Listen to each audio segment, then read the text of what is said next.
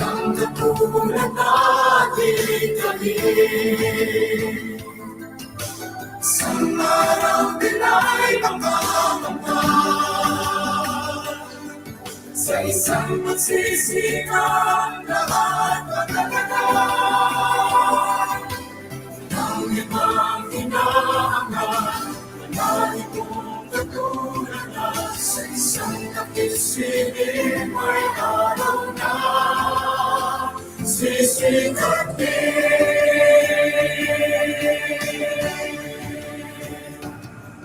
Pinili ko ang ipapawin, ang batong pag-asa ay muling tatanawin. Ang magdamay ang ako'y aking makakamtan. Gustos ang pagsisikap, pag-uong isang pangarap.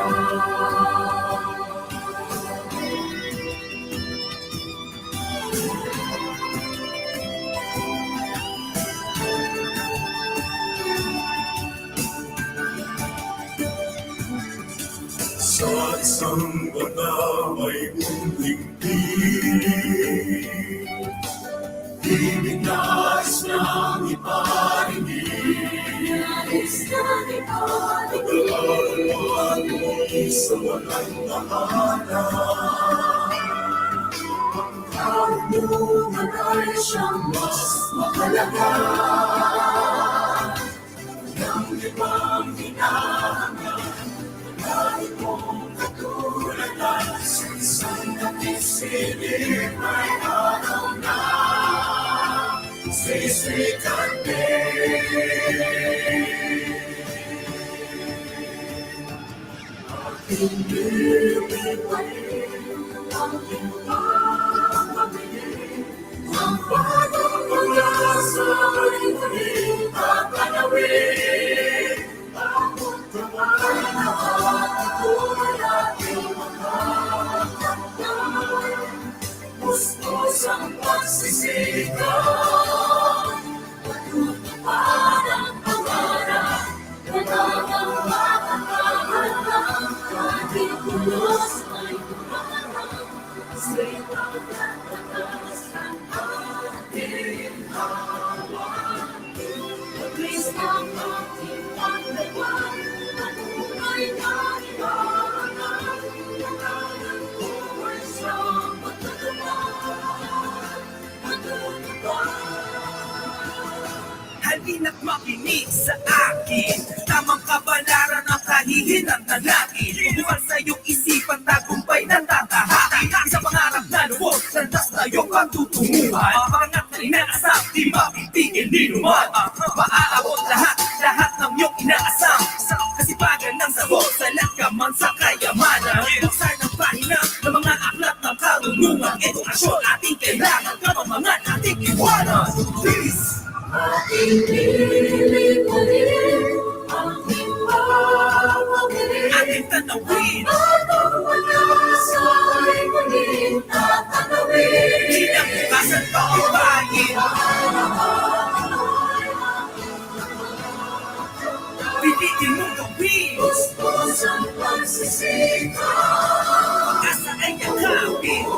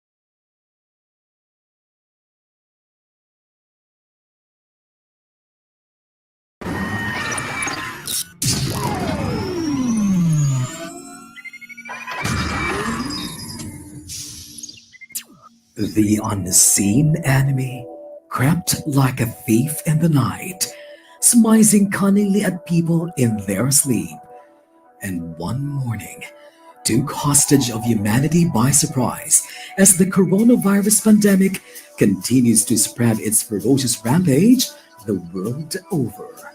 COVID 19 took the different sectors by storm, and education was no exception.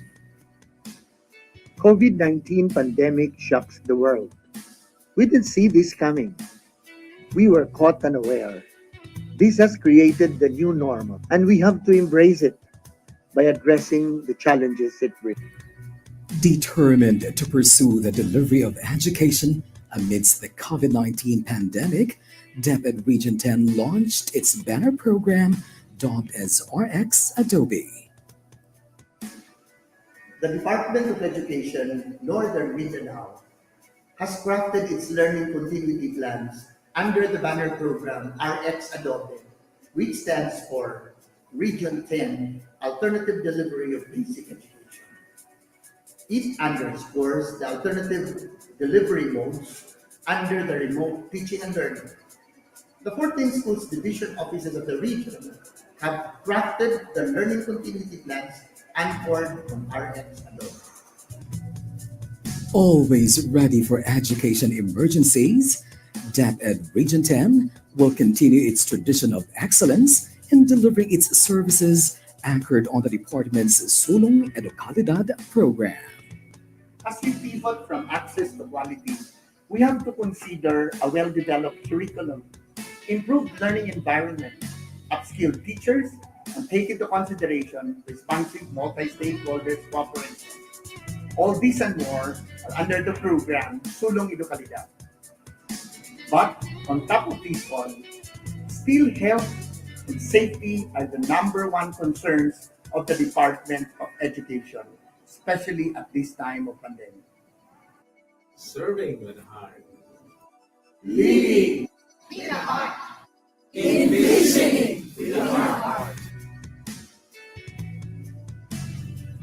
Straight from the heart of DepEd Region 10. education must continue.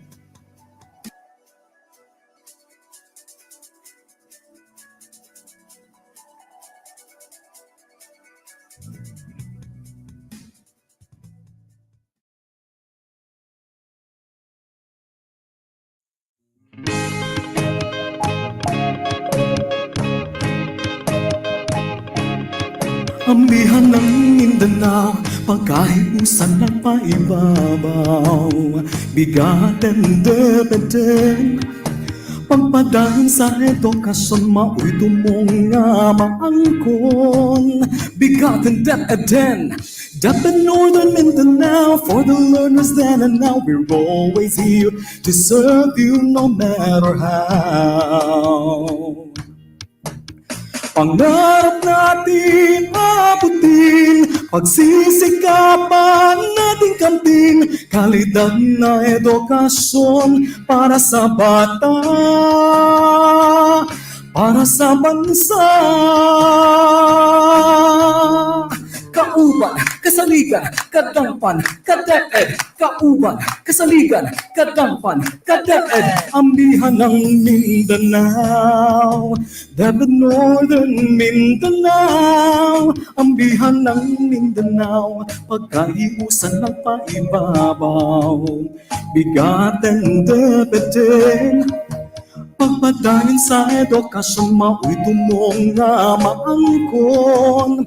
BigaTEN DepEd, DepEd Northern Mindanao, for the learners then and now, we're always here to serve you no matter how.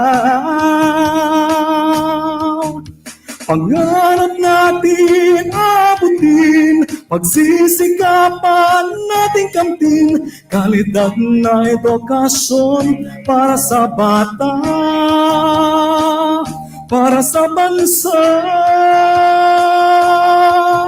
DepEd Northern Mindanao, amihan ng Mindanao. BigaTEN DepEd, BigaTEN DepEd.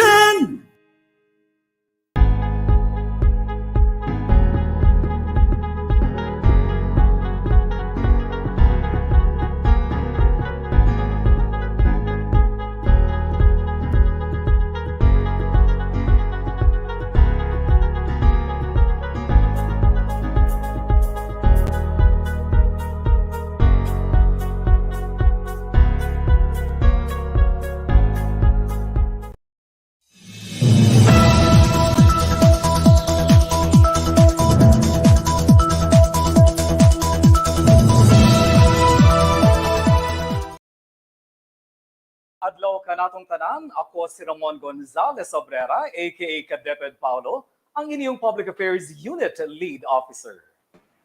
Ug ako sab si Candice Racoma, ang inyong rakista abogada aka KaDepEd Rada.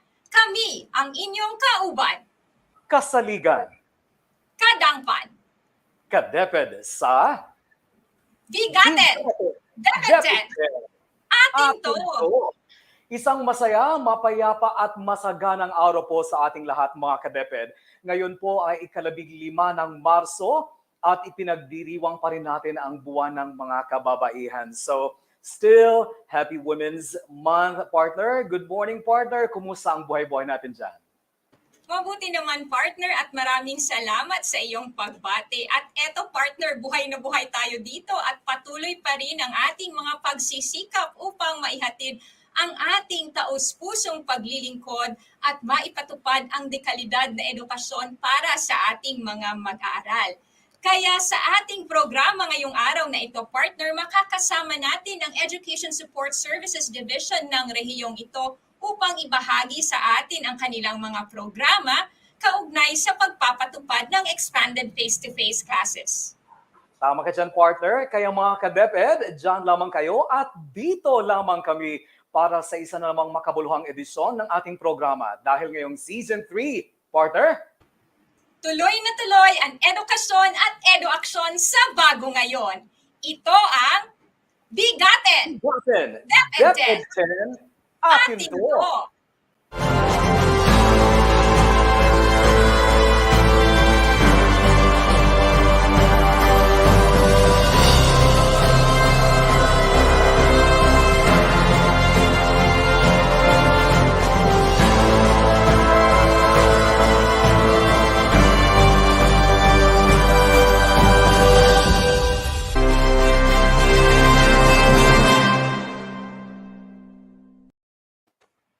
Ito, partner, bigating panalo ito para sa ating lahat. DepEd TV on GMA wins Silver at Marketing Excellence Awards 2021. According to a DepEd press release on March 10, the collaboration of the Department of Education and the GMA Network bagged the Silver Award in Excellence in Corporate Social Responsibility or CSR category at the inaugural Marketing Excellence Awards or MEA 2021 in the Philippines. The said category recognizes the best marketing program of an organization for a charity or cause, which should have benefited both parties and had a positive impact on society.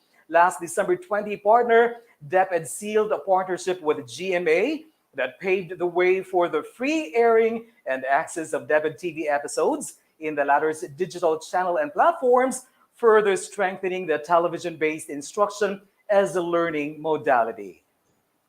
Through the DepEd TV on GMA, the department reached millions of learners nationwide who utilize the TV-based education setup as one of its learning modalities. Now, partner, according to a Kantar report from the Intercontinental Broadcasting Corporation, or IBC 13, last December 2021, DepEd TV reached around 18 million school-aged viewers aged 2 to 12 across the country since its launch in October 2020. Winners received national and international coverage across the Marketing Interactive's platforms and were showcased at the virtual awarding ceremony on January 28. Now, for the complete details, please refer to the DepEd press release dated March 10, 2022, or visit the DepEd Philippines page.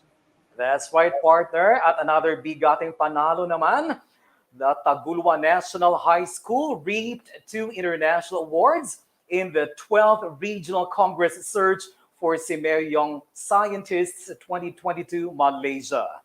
The Tagulwa National High School in Tagulwan, Misamis Oriental, represented by 2 teams and coached by teacher Alfred Mark Aguilar, was a big winner in the recently concluded 12th Regional Congress Search for Simeo Young Scientists, or SSYS, held virtually on March 8 to 10 and organized by Simeo Rexam in collaboration with the International Cultural Communication Center, Malaysia.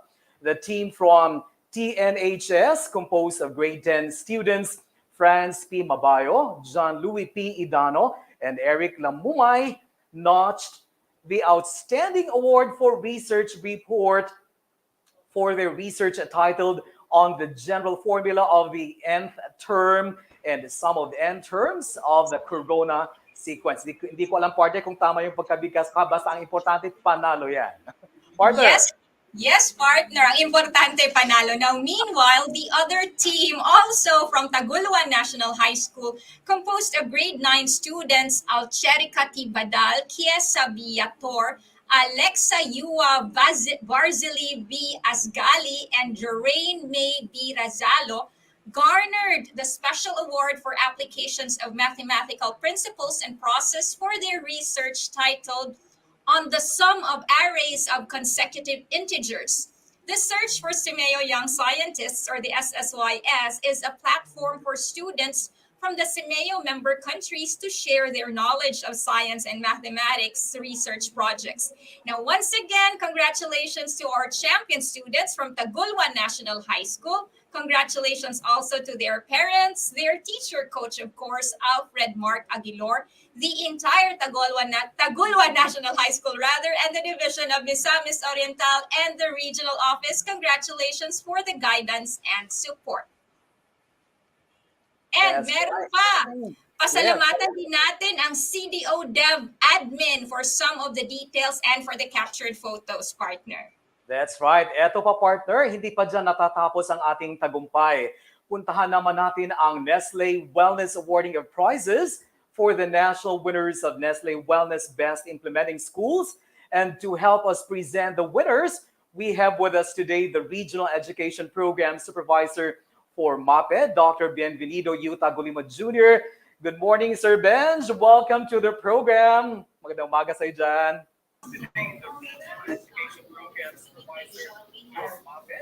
Ayan, Sir Benj.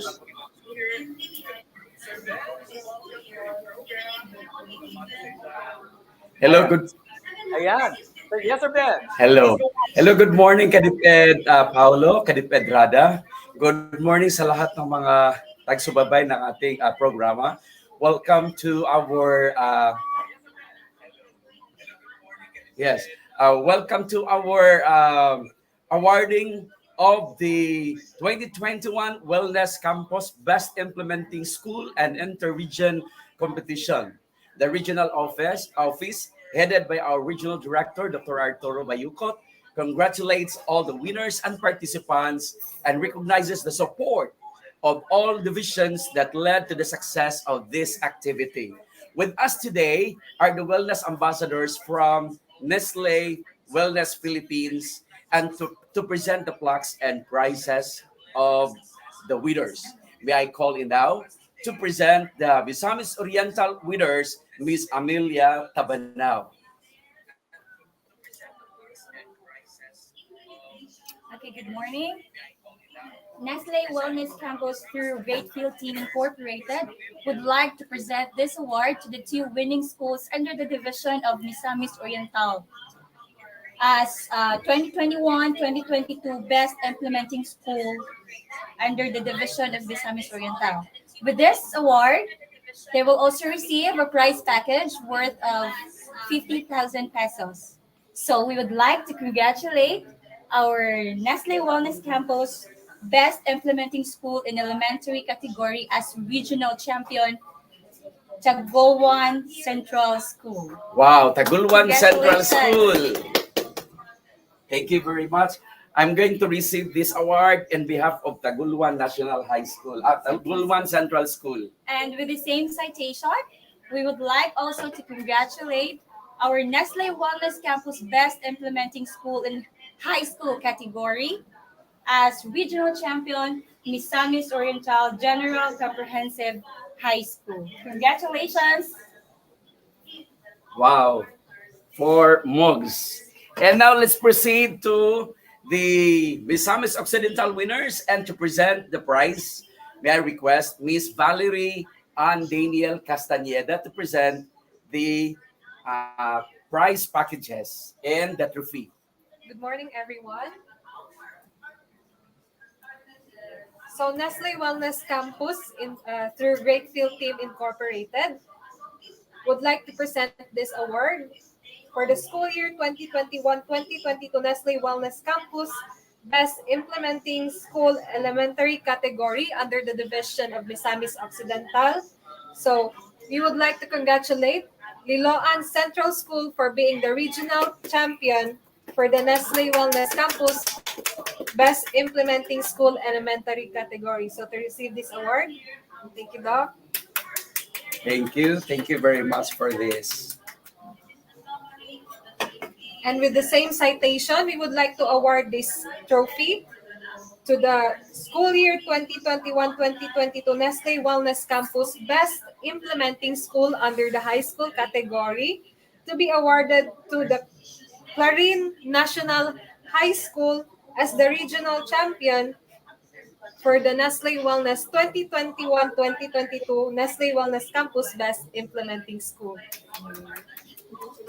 Thank you very much, Miss Amelia and Miss Valerie, for these prizes. Thank you very much also, Wellness Philippines. Congratulations, Region 10. Nestle Wellness Philippines. Thank you. Back to you, KaDepEd Paulo and KaDepEd Rada. And thank you very much, Sir Benj. And once again, thank you to Miss Amalia Tabana, Wellness Ambassador of Misamis Oriental, and Miss Valerie and Danielle Castañeda, Wellness Ambassador of Misamis Occidental. Once again, congratulations to all the winners. And this time, let's watch this video message. Our Regional Director, Dr. Arturo B. Bayuco, CISO 3, Assistant Regional Director, Dr. Victor De Gracia, CISO 5, Education Program Supervisors, Regional Focal Person of Nestle Wellness Campus Program, Dr. Bienvenido Yutabudimot Jr., Schools Division Superintendent of Misamis Oriental, Dr. Jonathan S. De La Peña, CESO 5, Schools Division Superintendent of Misamis Occidental, Dr. Edwin R. Maribugok, CESO 6, Education Program Supervisor, Division Focal Persons of Nestle Wellness Campus in Misamis Oriental, Mr. Andrian Texon, Education Program Supervisor, Division Focal Person of Nestle Wellness Campus Program in Misamis Occidental, Mr. Fernand C. Lanzaderas, School Principals in Tagaloan Central School, Ms. Imelda C. Imano, Misamis Oriental General Comprehensive High School, Dr. Abdon R. Bacayana, Biluan Central School, Mr. Claudio T. Catalon Jr., Clarin National High School, Mr. Ricardo N. Lapis, Schools Wellness Coordinators in Tagoloan Central School, Ms. Leia Ucamacho, Misamis Oriental General Comprehensive High School, Ms. Judzi N. Daan, Biluan Central School, Ms. May C. Amorin, Clarin National High School, Ms. Karil L. Chavez, teachers, students, good morning. To all our partners in DepEd Northern Mindanao region, thank you for embracing the Nestle Wellness Campus program in this year. Amidst the COVID-19 pandemic, you were able to successfully implement the program during the first year of its implementation here in Northern Mindanao. Today, we are all gathered here to celebrate winnings, and I believe that this is the best place because today we are here in the home of the champions. Congratulations, Tagoloan Central School and Misamis Oriental General Comprehensive High School of Misamis Oriental Division, Biluan Central School and Clarin National High School of Misamis Occidental Division for being the regional champions here in Northern Mindanao region in the Nestle Wellness Campus Program Inter-School Competition. Our team, the Greatfield team, is so proud and honored to be part in this celebration. The teamwork, the efforts, and the sacrifices you put into in making this possible now have paid off. We believe that this remarkable achievement will inspire you all as you continue to educate our learners and their parents on nutrition and healthy lifestyle. Nutrition education is one of the best ways to address malnutrition in our country. Let us strengthen our partnership to effectively impart the knowledge on good nutrition and healthy lifestyle, including how we should take care of our planet to our learners and parents, for us to build healthy schoolers, healthier community, and healthy citizenry, because this is what Nestle Wellness Campus is all about. The Nestle Wellness Campus school and inter-region competition is such a challenging competition since you competed with the best schools from the different schools division here in Northern Mindanao. Being the regional champion is not an easy feat. You made it happen. Again, our sincerest congratulations to all of you, and may God bless us all.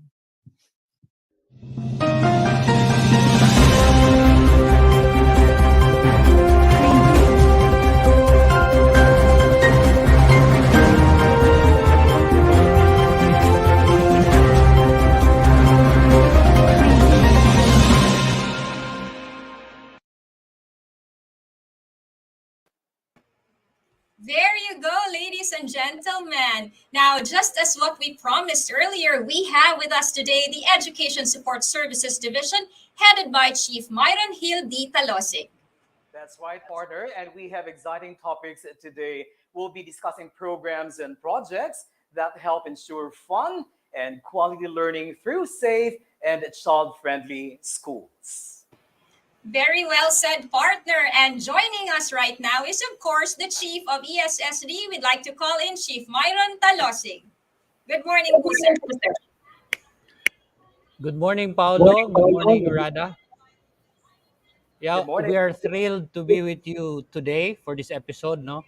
Um, medyo marami-rami ang mai-share namin for today's episode. No? We'll be focusing more on the hard infra na ginagawa ng Education Support Services Division and soft infra na ginagawa din ng ESSD. Ano bang mga 'yon, no? So, for today we'll be focusing on mga bagay-bagay na hindi natututunan ng mga teachers nung nasa college pa lang sila, no? And we're targeting mga school managers, mga in charge sa mga physical facilities, in charge sa values education, in charge sa advisorship, no? Mga teacher advisors. They'd be learning more about project management for school buildings, for electrification, for peace and peer mediation, no? Para sa mga teacher advisors and values education focal persons. Ayun, partner. So ngayong umaga na to, makikita natin ang the other side of DepEd. Kasi itong ESSD partner, kapitbahay namin dito sa third floor. Kaya hindi namin maintindihan, halo-halo sila. May doktor, may engineer, may architect, meron silang mga PDO. So ngayong umaga na to, mas maiintindihan natin ano ba talaga ang iba't ibang functions ng ESSD. Tama ba, partner? Yeah, that's right, partner. Go on, please. Yes po. At gaya ng sinabi ni Chief Myron kanina, we will be focusing more on the hard infra and the soft infra, kung ano man yan. So para malaman na natin, wag na nating patagalin to. We now call in Architect Jung Misa to give us an overview of what is Built Heritage or the Gabaldon Conservation Project. Architect Jung, magandang umaga po. Welcome to BigaTEN DepEd X. Hello. Good morning, everyone. Architect Jung here. Good morning, Ka-DepEd. Good morning, Ka-Gabaldon. Today we'll talk about mabilisang talk lang regarding the overview sa Built Heritage.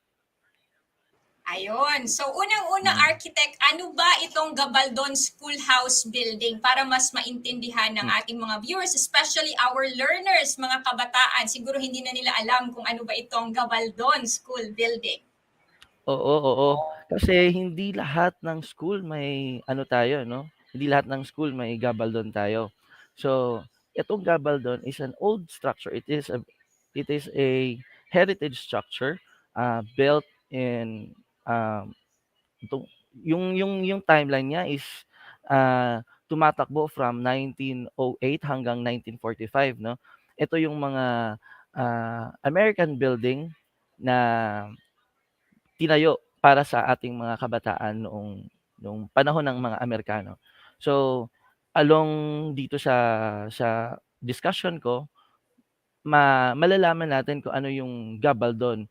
Himay-himayin natin kung ano ba talaga yung gabaldon, ano ba talaga ang heritage structure. Ayun. So, gaya ng nasabi mo, Architect, it is a heritage structure. And we know for a fact that when it is considered a heritage structure, then meron tayong mga programa para ma-preserve at ma-conserve ito. I believe meron po tayo niyan dito sa DepEd. So, in our conservation projects, since it is mandated, saan na po tayo ngayon? Where are we now? Are we in the right track? Are we doing well? Ano na ba ang ating mga nagawa in order to conserve and preserve our Gabaldon Schoolhouse buildings, Architect? Actually, we are in our fourth year na, no? We are in our fourth year of implementing the law, the RA, the Republic Act 1194. Actually, we are ano naman, we are in the right track. Slowly but surely, we are still in our baby step, pero we are getting there. So, okay lang ba kung may ano tayo, may konting presentation para maintindihan naman ng mga ka-DepEd tsaka Go kagabaldon ahead yung po, ating Architect. heritage Fire away, structure. Architect.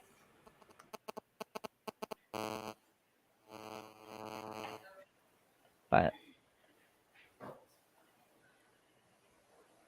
Ayan, so partner, excited ako kung ano yung i-present ni Architect. Ano, makikita siguro natin dito yung mga heritage, ano talaga, yung buildings ng mga ilang schools natin. Yes, partner, para mas makita natin ano ba itsura ng mga school building na ito. Ayan.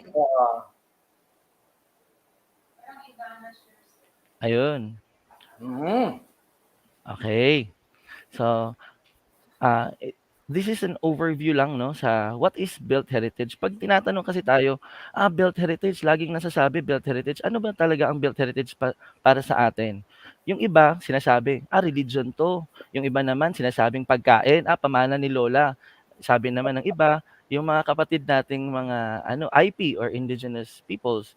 Yung iba naman yung yamang lupa. Pero hindi nakakalimutan natin, may ano din tayo. May tinatawag din tayong pamanang arkitektura or ang built heritage. Ano ba 'tong built heritage na 'to? Ito yung mga historical layers na nagbubuo sa ating mga materials na ginagamit dito sa ating lugar tulad ng mga bricks, plaster, wood, metal, or stone. Kino-compose ito, example ng built heritage is simbahan, sementeryo, pabrika, kahit yung mga maliliit na mga bahay sa probinsya. So, eto sa picture na 'to nakikita niyo ang San Sebastian Basilica, constructed in 1888, no? Ito yung the first and only steel cathedral sa East Asia.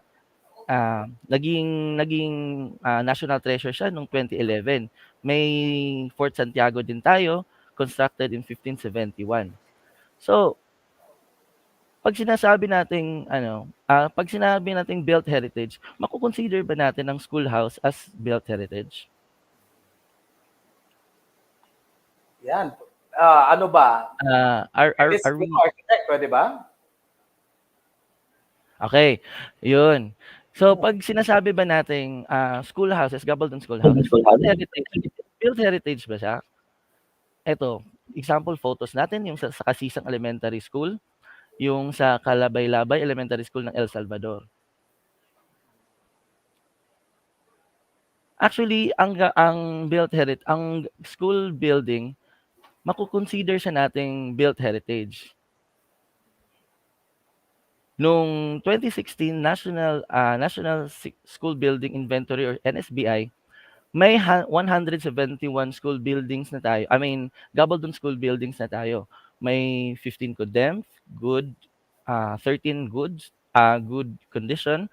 Needs major repair naman, may 94 na tayo, and 49 needs minor repair. Luckily, going back dun sa tanong ni Ma'am Rada, ni Attorney Rada, kung saan na ba tayo? right now, 2021, 2022, may ginagawa tayong restoration. May 7 ongoing construction, conservation ng gabaldon. 3 sa Misamis Occidental, 2 sa Bukidnon, tsaka 2 din sa Cagayan de Oro.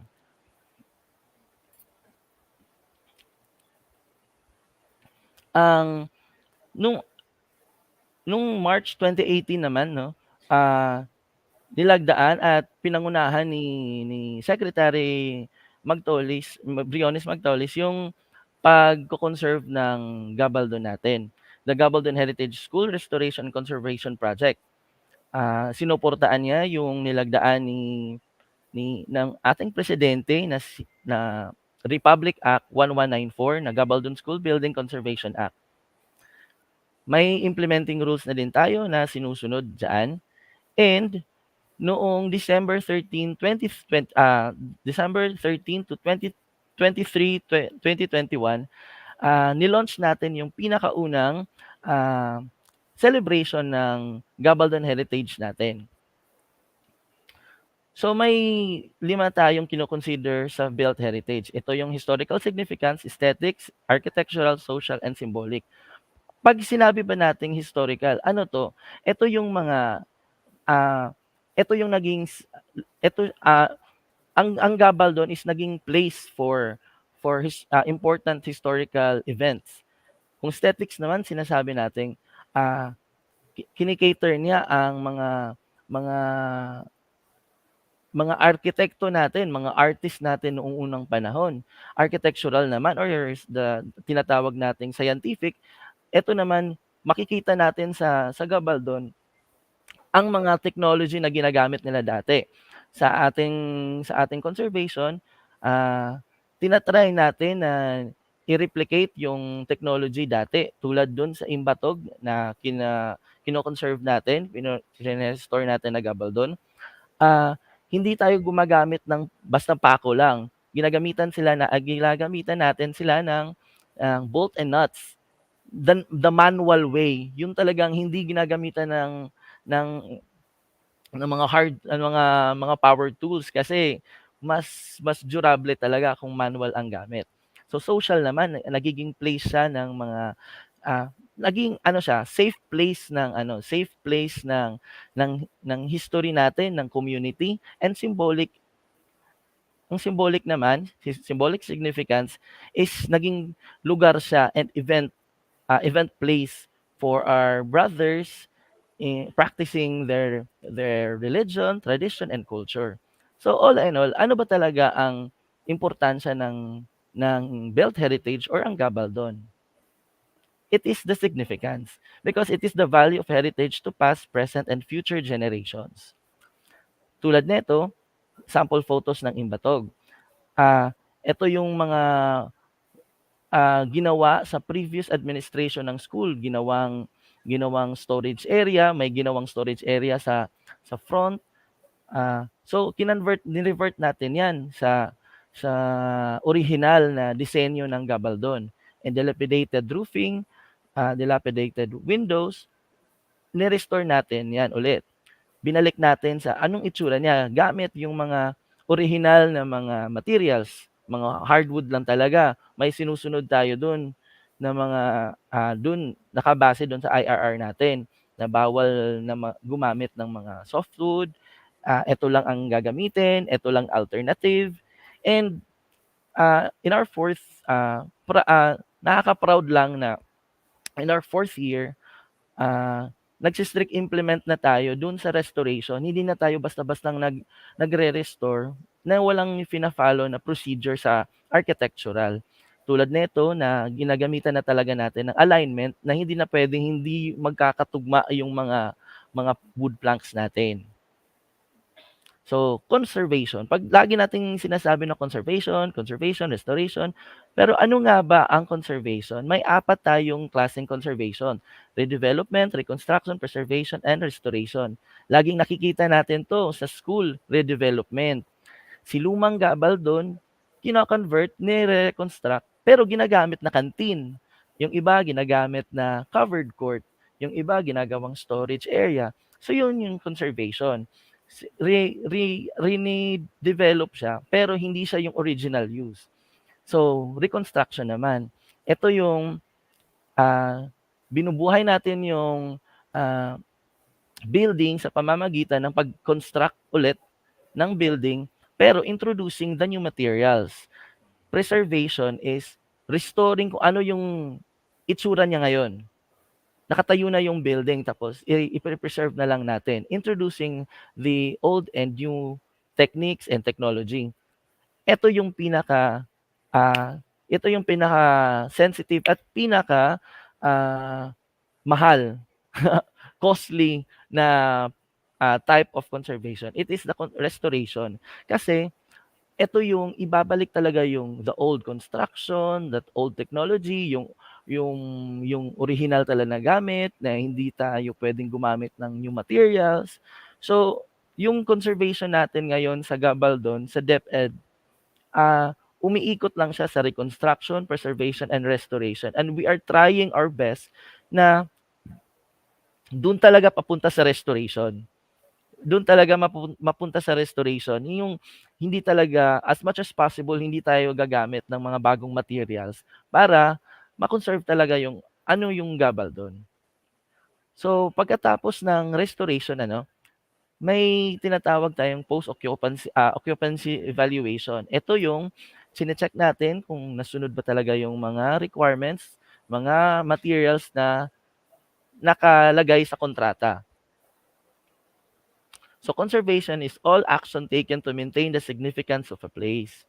Ito yung picture sa likod, ito yung sa Balyangaw, sa Misamis Occidental. So, ito, sa lahat ng na-discuss natin, ang the best pa rin na conservation practice is just good housekeeping. So, konting linis lang, konting arrange lang sa mga lugar-lugar, konting arrange lang sa mga furnitures natin. So, yun pa din. Kahit walang tulong ng DepEd na walang budget from the LGU. Kung marunong lang tayong maglinis-linis sa ating bahay, sa ating classroom, sa ating gabaldon, nagko-conserve pa din tayo dun sa gabaldon natin. Ayun.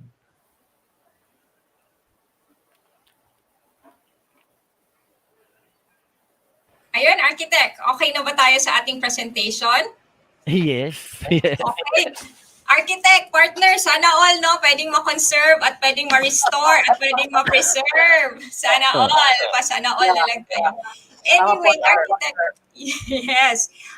Since, as you mentioned earlier, we are focusing, the DepEd rather, is focusing its efforts in the restoration of the Gabaldon schoolhouses.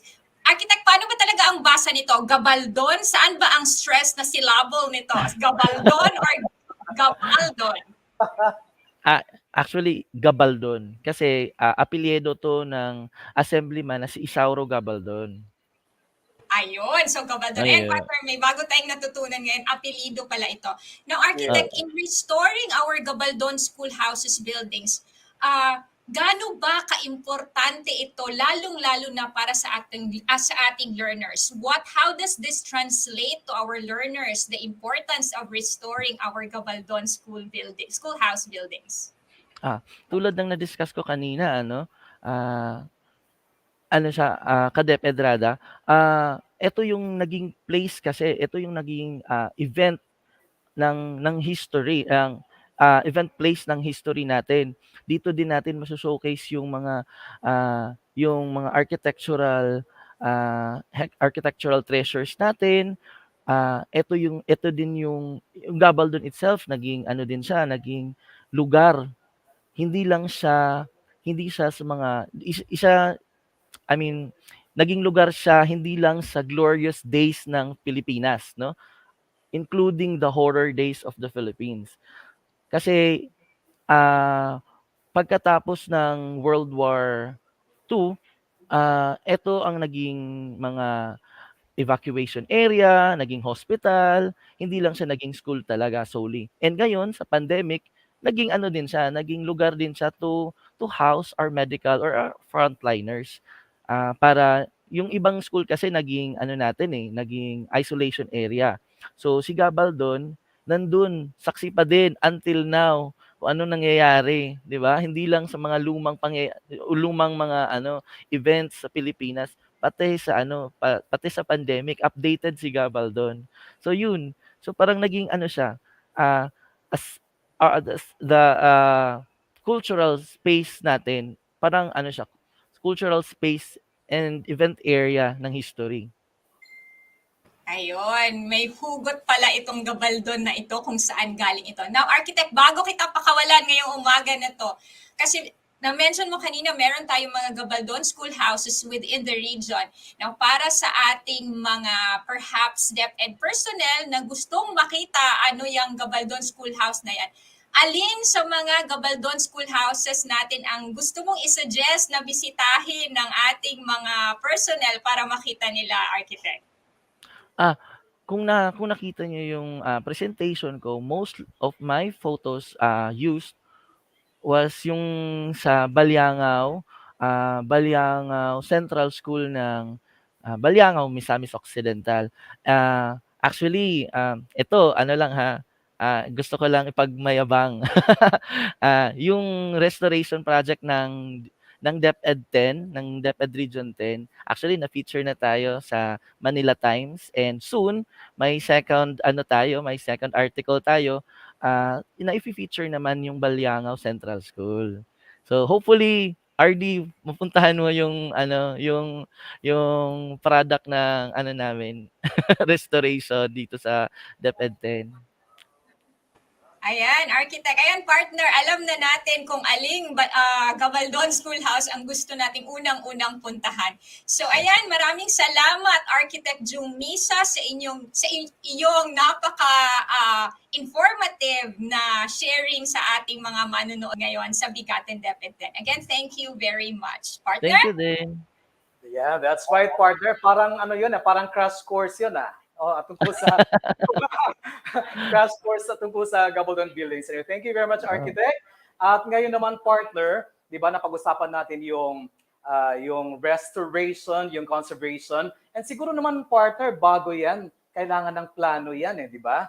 Whether it's about construction or development, restoration, whatever that is, kailangan 'yan ng plano. At ngayon naman, kasama natin si Sir Rogelio Baluyot para ibahagi naman sa atin ang tungkol dito sa mga plano na ito. Sir Roger, welcome to the program po. Good morning, sir. Ayan. Magandang umaga po. Magandang umaga sa lahat. Ayan. Lalo kay DepEd Paulo at saka DepEd Rada. Natin mga greetings diha sa ating mga partners. Ang topic ko ngayon, sir, nalagayin ko ang tungkol sa paano mabasahin yung plano, i-interpret yung plano, lalo na sa field ngayon kasi karamihan ng teacher hindi marunong So, kasi yung plano, itong plano, very important yun kasi kung magawa tayo ng bahay, walang plano, mahirapan tayo patapos ng bahay. Puro ka lang dugtong ng dugtong. So, kailangan mayroon tayong basis na titingnan during the construction time. So, yun ang importante talaga yung pag-interpret ng plano. Marunong ka Sir Roger, so what are the components of a set of plans and drawings in construction po? Gusto ko po namin malaman kung ano ba yung mga components nito po, Sir Roger. Actually, ang mga components nito, sir, sa mga paggawa ng plano, number 1, set development plan together with location plan. Number 2, perspective. Yung perspective, dalawang side, depende lang sa pag-discarte ng architect or engineers. Architectural plan, structural plan, plumbing, and electrical plan, then electronics plan. Then panghuli yung fire department. Kasi yung component na yun ang requirements yun, mag-apply tayo ng building permit. Without that, wala tayo before mag-start ng construction. So, yun ang sir. So anyway, Sir Roger, so expect Sir Roger na pupuntahan po kayo namin dyan para pag magpapatayo ako ng bagong bahay, di ba? Oo, walang problema, sir. Automatic yan, sir. Oh, di ba? Anyway, Sir Roger. Usapan lang natin, sir. Kung anong gusto mong design, ganun yan. Meron akong nabasa sa isang report, Sir Roger, tungkol dito sa site development plan at saka location plan. Pareho lang ba ito or magkaiba ito? Actually, sir, magkaiba yun, sir. Kasi yung site development plan, drawn with skill yun, sir. Based tayo sa ating luti, kung anong plastada ng luti, kasi importante yung paggawa ng site development plan, yung location, yung north talaga. Kasi yung north, yun ang ito sa slide show, yung hindi tayo, yung site development plan, hindi tayo nalampas sa luti natin. Mayroon tayong standard yan sa sit back, sa side, back at saka front sit back. So yung yung location plan, lang yun, drawing without scale, parang identification lang, landmark na doon talaga yung set date ng project. Ibali, lang siya, drone without skill. Ano siya? Yun ang dalawang difference, magkaiba yung dalawa. Ayan. So, partner ako, if ever magpapatayo ka, so alam mo na kung anong gagawin. Alam mo na kung saan i-plaster yung building nyo. Ganun talaga, sir. Very important yun, sir, para hindi tayo lampas sa kabilang luti kasi bawal yung sir eh. Ay, partner. Kanang ingon ni Sir Roger ba na kung magpatukod ko og balay or magpatukod tag school building, kabalo na daw ta, asa na to i-plaster, sayop siya, kabalo na ta, kinsa atong tawagon, kay wala man gid gyud pasabot ana iyang gipakita din ha. So unsa man ang imong gipakita di karon na Sir Roger, mga sample mo na sa balay. Ito yung floor plan, sir, ng sample ito ng isang single classroom.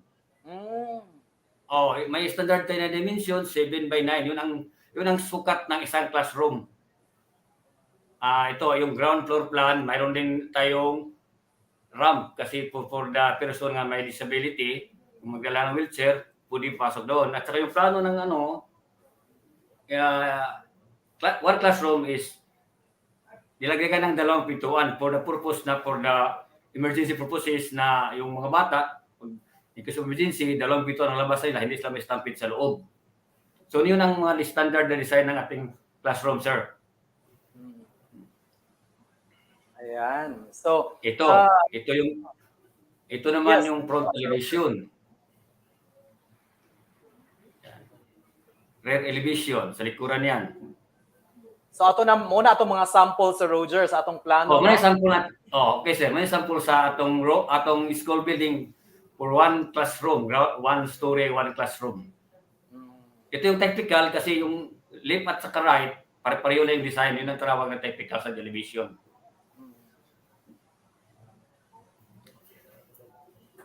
Ayan. So, salamat kayo Sir Roger. Napatay idugang Sir Roger sa atong presentation.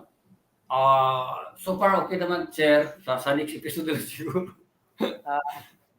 Basta kaya. Patayo lang ako sa... Sir? Yes, mo 'to importante no kung amo na partner kung naatay plano nga magpatayo ta og kanang kuan dili lang classroom partner, balay baka so pwede na Sir Roger. Yes, partner. Di ba partner sa grabe kaayo paka atong baba sa uban episodes pag abot karon na nagkastorya tag mga architect naminaw gitag ayo kay wala kita kasabot kung unsa man ilang ipakita sa ato sila ray nakasabot but at least we now have a clearer picture nga kani dayang ESSD mo og giday ni siya ang pundasyon sa DepEd kay mo sila ang pundasyon sa mga building kay walay eskwelahan kung walay school building.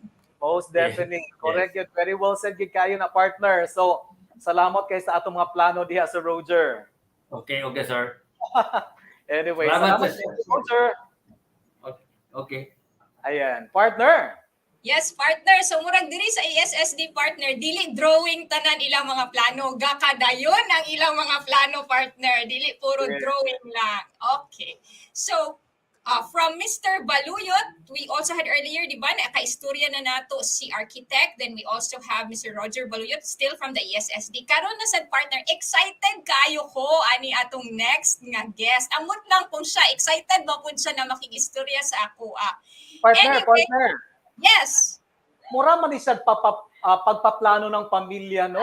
Na ay Aka ng pagpaplano ng pamilya mo sa ESSD gyapon na. But I think humanata na kang Doc Myra.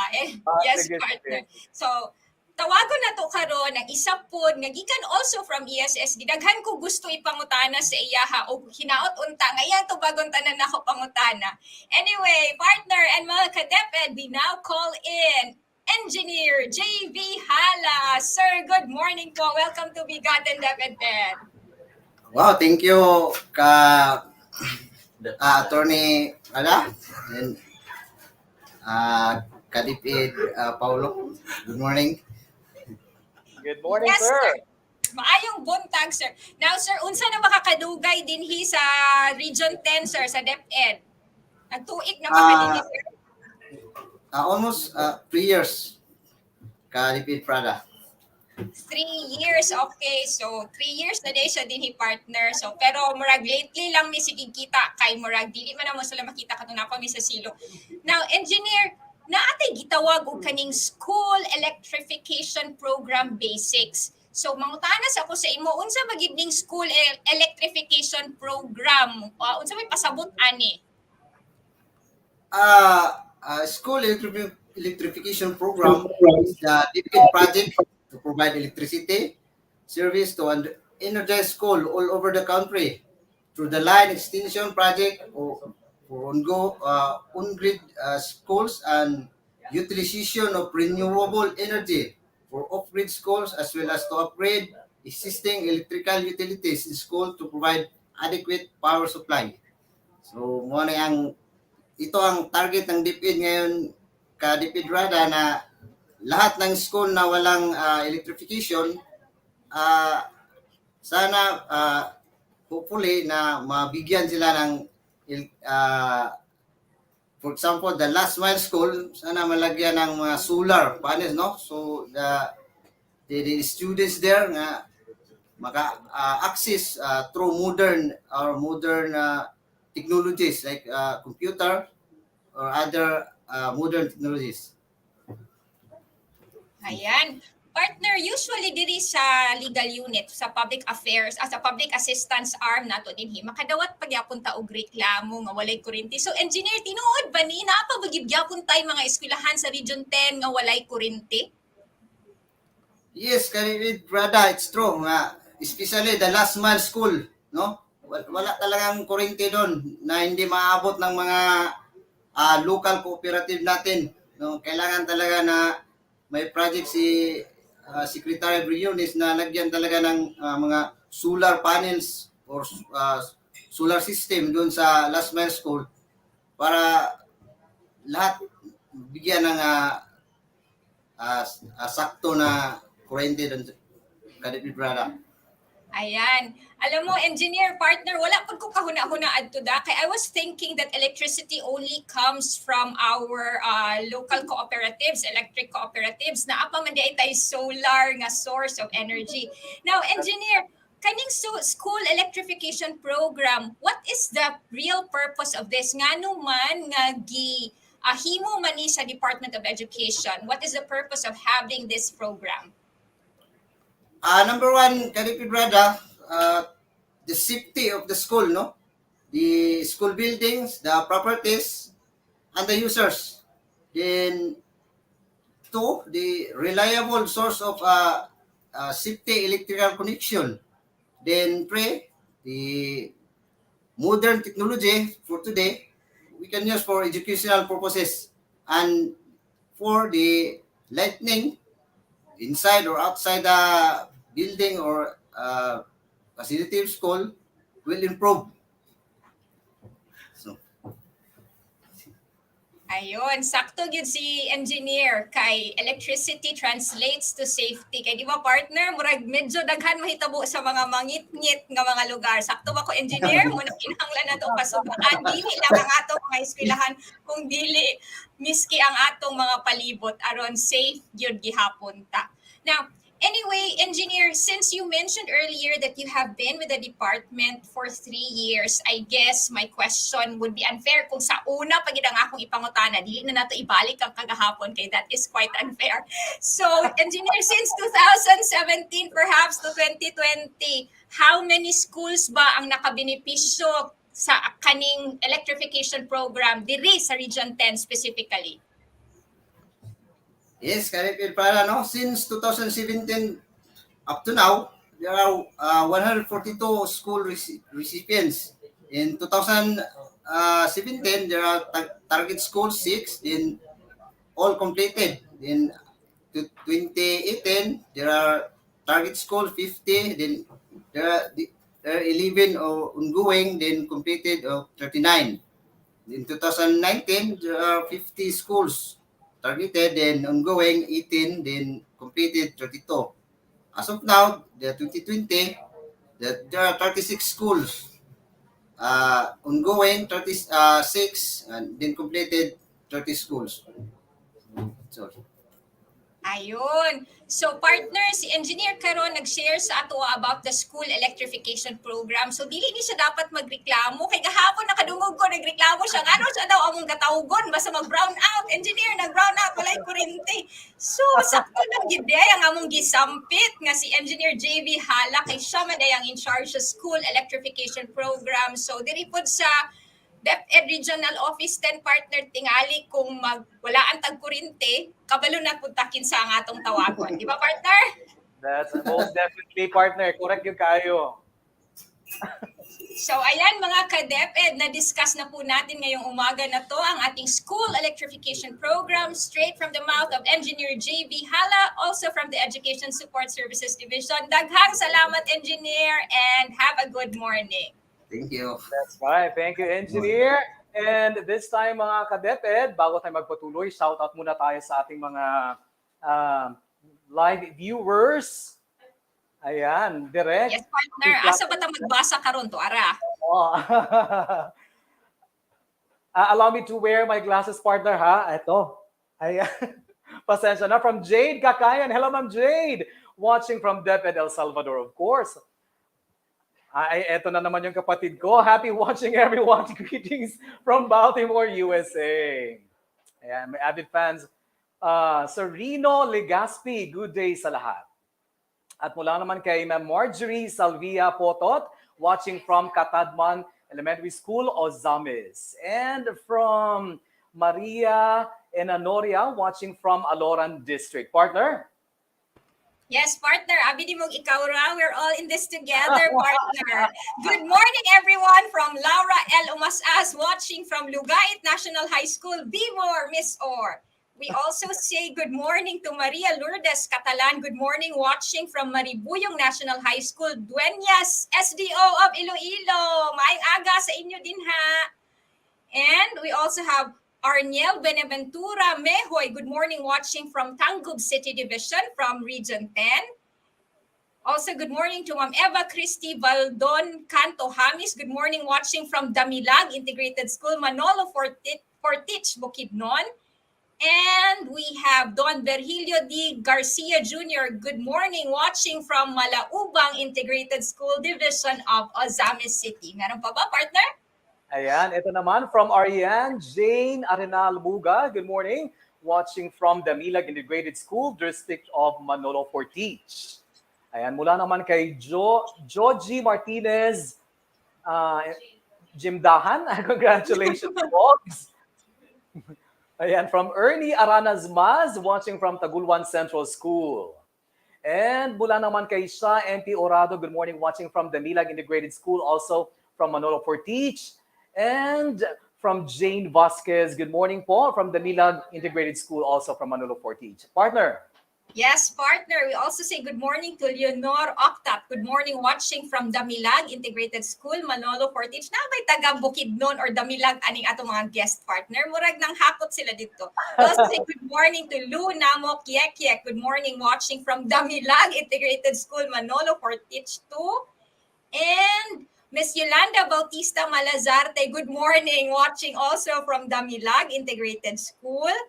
And Sir Lyndon Inding, Idol, agoy kabalo na yun ta kung kinsa ang nanghakot si Engineer JV Hala. Good morning daw, galing kay Mr. Lyndon Inding. Daghang salamat. And Pat Ayan. Sabaan Jr., watching from the Schools Division of Cagayan de Oro City. Partner? Ayan. Habol natin, partner. Ito from DepEd Philippines, partner. Pakicheck dyan. Meron tayo from Tibanban National High School, Davao Oriental. Ayan, ayun. Asa na yun? Ito. Mula kay Dumayas Eileen, Bacolod City National High School. At mula naman kay April Love Bero, tama ba? From New Society Central Elementary School, SDO Jensen. Mula naman kay asa na yun? Lolita Cabahog. SDO Bacolod City at mula naman kay Sheila Dinglasan. Ayan, from Batangas City Integrated High School, SDO Batangas City. Meron ka dyan, partner? Yes, partner. Hindi ko talaga ito palalagpasin. Good morning kay Sir Derold Aves, watching here from our office in Cagayan de Oro. Maayong buntag din ha, sir. We also have Miss Edeline Olis watching from Lanao del Norte and Mark Ayan Manantan Mangoba watching from SDO Bataan. Magandang umaga po mula sa Amihanang, Mindanao. Partner? Ayan. Meron pa ba? Sige, mamaya-maya, babalikan natin yan, partner. Moving on, mga ka-DepEd, mula sa electrification project or program, punta naman tayo sa transformer. Naku, partner, guess natin ang Transformers. That's Optimus Prime, ani. Oo, guess natin ang Transformers at pinangungunahan ito ni Engineer Jason Maula. Sir Jason, good morning. Magandang umaga sa iyo dyan. Nakamute po kayo, Sir Jason. Good morning, everyone. Kadipid Rada at Kadipid Paulo and to all watchers. Actually, ang transformer ay parte ng electrical na ginagamit natin para sa ating mga paaralan. Ang transformer talaga ay ito ang magsusupply ng kuryente para sa mga ilaw at sa mga aircon. So kailangan natin na mag-increase ng kapasidad ng ating kuryente para ma-synchronize natin ang demand ng paaralan. And so ang transformer naman ay gagamitin natin sa lumalaki ang ating mga paaralan at kailangan ng bagong transformer para masuportahan ang mga pangangailangan ng sapat na kuryente. And so, Engineer Jason, tama ba yung pagkaintindi ko? Every school must have its own electrical transformer. Tama ba? Tama, sir. Kailangan talaga kasi para ma-upgrade natin ang ating paaralan, lalo na ngayon na mayroon na tayong senior high. So, may mga kursong related sa mga technology. May mga welding, yung mga electronic course, mga electrical. So, at hindi lang yun. Lumalaki pa ang ating mga paaralan, dumadami ang mga aircon, mga ilaw, at may mga computers pa. So, kailangan talaga ng transformer para ma-upgrade natin ang ating kapasidad ng kuryente. Considering, Sir Jason, na ganun yung requirement natin, no, na bawat eskwelahan merong kanya-kanyang transformer. Dito ba sa atin sa Region 10, bawat school talaga ay meron ng transformer? At ano ba ang naging impact nito sa ating mga eskwelahan? Malaki talaga ang tulong ng transformer, sir, kasi tulad ng mga paaralan dito sa atin sa Cagayan de Oro, may mga paaralan na ginagamitan ng 3-piece na transformer at mayroon ding mga single piece sa ating mga rural areas na naibibigay ng mga local electric cooperative. All right. Now, Sir Jason, ano ba ang mga issues and concerns raised by our schools po in terms of the availability or the provision of transformers po? Ang mga issue naman tungkol sa mga paaralan natin dito sa Region 10 ay kung bakit lumalaki daw ang kanilang mga babayarin ng kuryente sa kanilang paaralan. Siyempre, kasi dumadami yung mga sinusuplayan natin, so lalaki din ang ating babayaran. Yun lang, sir. Ang parang simple lang na understanding, sir, para maintindihan ng mga paaralan, mga guro natin na kasi yung pumupunta ako sa mga paaralan, sir, nagtatanong sila bakit lumalaki daw ang kanilang babayarin. Siyempre, kasi ang mga dumarami yung mga ilaw, may mga computer na nasusuplayan na ng sapat na supply, so lalaki ang babayarin. So parang sir ba, parang yun ang issue nila. Pero siguro naman, Sir Jason, mas marami naman siguro yung benefits, no, ng pagkakaroon ng transformers kesa doon sa wala, at saka yung kung malaki yung babayaran nila. Marami naman siguro ang benefits ng pagkakaroon ng transformers. Tama po ba? Tama, sir, pero nakaparalel lang yung babayaran nila. Yun ang nagpo-problema yung mga paaralan kasi may benefit sila pero may malaking babayarin. So normal talaga kasi nasusuplayan na sila ng tamang kuryente. Siguro naman bibigyan niya ng sapat na budget. Partner, baka may idadagdag ka dyan? May katanungan ka ba, partner? Wala naman, partner. Pero gaya ng sinabi ni engineer kanina, ano yung mga binanggit niya? Akala ko chicken lang ang may single piece at two piece tayo, partner. Pati din pala tong transformer na ito ay merong single piece at two piece. Alam mo, partner, itong mga nakakausap natin ngayon yung mga engineer mula sa ESSD tsaka yung architect, sa tingin ko talagang alam nila ang mga trabaho nila, partner. Alam nila anong mga pinaggagawa nila, partner. Siyempre, sang-ayon ako dyan, partner. Ako lang naman ang walang alam. Tangtay ako. Ako, partner, nagdudunong-dunungan lang para kunyari may alam tayo. Ayan, sige. Sir Jason, may idadagdag ka pa ba, Sir Jason? Mayroon ako idadagdag, sir.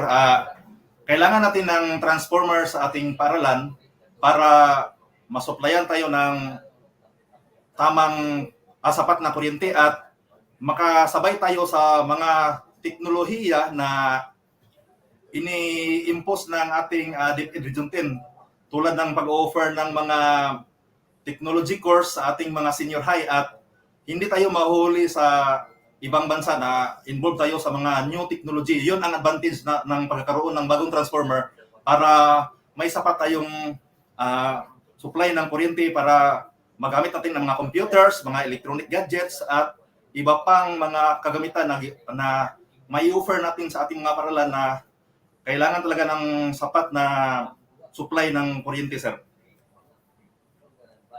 Ayan. So, Sir Jason, bilang panghuling katanungan, Sir Jason, meron na ba nagtatransform ng buhay mo? Ay, hello, sir? Sir, meron na ba nagtatransform ng buhay mo, Sir Jason? Ano, mayroong? Meron na bang nagtatransform ng buhay mo? May transformer na ba? Sa buhay? Paano ko ba itatanong, partner? Meron na bang nagtatransform ng buhay mo? Meron na bang transformer sa buhay mo? Tama ba? Mayroon na, sir.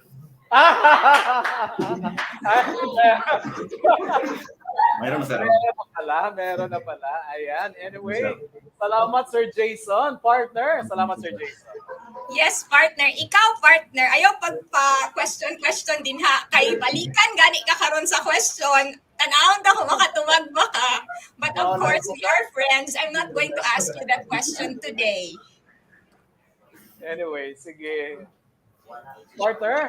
Yes, partner. So, hindi pa tayo dyan nagtatapos. Meron pa tayong isang engineer na tatawagin din natin ngayon.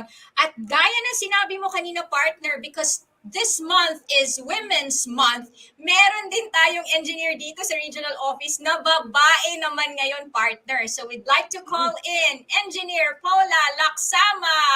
Maayong buntag, engineer. Welcome to BigaTEN DepEd X. Good morning, engineer. Hello po. Good morning. Good morning, Cadet Edrada and Cadet Ed Paulo. Yes, good morning, engineer. O, di ba, partner, dili tanan engineer naa sa field. Ang uban, engineer, gwapa lang yun na naa sa office, partner. Di ba? Agree. Yes. So, engineer, karon diretsoon ta nakaupangutana kay nakabutang manggod dinhi sa ilang gi-feed sa ako na you are in charge of the IPA Lamdag system. So, lamdagi ra gud me kung unsa man IPA Lamdag system, engineer. So, ipalamdag system, ito po yung pinagkakaabalahan natin ngayon, no? Especially this month na first quarter po, submission na po natin ng regional project and monitoring and evaluation po. So, ano nga ba yung ipalamdag system? So, ipalamdag is an ongoing system development project initiated by, of course, our National Economic and Development Authority or NEDA of Region 10 that manages regional project monitoring and evaluation system. Ito na nga po yung RPMES. So, IPALAMDAG stands for Innovative Platform for Programs, Projects, and Activities or PPAs, Allocation Assessment, Monitoring, and Budgeting for Development planning and governance system. So sa atin, sa aton nga sa Bisaya, kabalo na ta na ka Adrada and ka Paulo kung unsa ning ipalamdag. So para sa mga viewers natin na hindi nakakaintindi ng Bisaya. So yung ipalamdag is a Visayan term po which means to enlighten. So, ana siya partner. Ang ibig sabihin pala ng ipalamdag, gawas nga acronym siya of the system itself. Ipalamdag means to enlighten. O, sana naman lahat enlightened na ngayon. Anyway, engineer, so sinabi mo kanina, this ipalamdag system, it is, I think, an established process or whatever this is. I would like to know more about this. But what I would like to know is, how does it help in the improvement of the department system and processes? Unsa bay natabang aning ipalamdag system sa atong departamento, engineer? So, ipalamdag system, ang implementation po ng ipalamdag system is para po sa ating RPMES report management. It would provide great help po for the program or project implementers. It would assist the program implementers in systemizing, managing, monitoring, and evaluating the progress of their respective reports. So dito, aside from getting real-time picture of the programs, ito nga po yung ginagawa natin na geotagging activity po sa mga projects na binibisita natin. Makikita po natin yung samples ng geotagging natin mamaya kasi makikita po natin yung doon po sa geotagging makikita po natin yung progress po ng projects na ginagawa natin on site. So aside nga po from getting real-time picture of the programs and the projects implemented, program holders would be able to see where the development efforts are concentrated and which barangays or areas in the region are left behind in terms of development. So makikita natin dyan sa slide may mga blue and red po. Makikita natin diyan kung saan naka-focus yung mga projects na ini-implement ng DepEd po. So, based dito sa pictures, naka-focus dun sa sentro. So, yung mga program implementers makakatulong dito sa kanila kung saan nila ilalagay or nila ibutang ang uban nga projects nga sa mga areas nga wala pa kaayon na butangan og mga projects. So the system also assists, yun na nga po yung sinasabi ko na makikita natin doon yung doon po rin sa system makikita po yung mga list of ongoing projects, especially na po yung mga projects with negative slippage. Kaya po na nga, yung mga red po. Isa rin po sa mga matabang sa ato ang mga program implementers is makita nato diri sa system kay mo automatic naman siya generate sa system ang atong mga slippage. So pa-show daw sa next po na slide. Yan po yung form 3 natin na makikita pagkatapos nating ma-input lahat po ng mga projects. So nandito po yung mga programs na may mga problema. So yun po yung mafo-focus natin na program holders na i-follow up po para po yung mga programs magawa natin ng mga catch-up schedule para po maiwasan natin yung mga slippage. Yun po. Ayan. So maganda pala itong ipalamdag system na ito, engineer at partner. So makikita natin kung saan tayo nagkulang. 'Di ba, partner? Kasi madalas dun tayo sinusumbatan kung saan tayo nagkulang. Anyway, engineer, now what are some of the issues and concerns nga imo kahang na-encounter kung naaman basin wala di ay? What issues and concerns have you encountered by working while working on the ipalamdag system? So, sa ipalamdag system, marami po tayong mga challenges or mga issues and concerns po. Isa na nga po dyan yung, pa-move daw, sir. ay,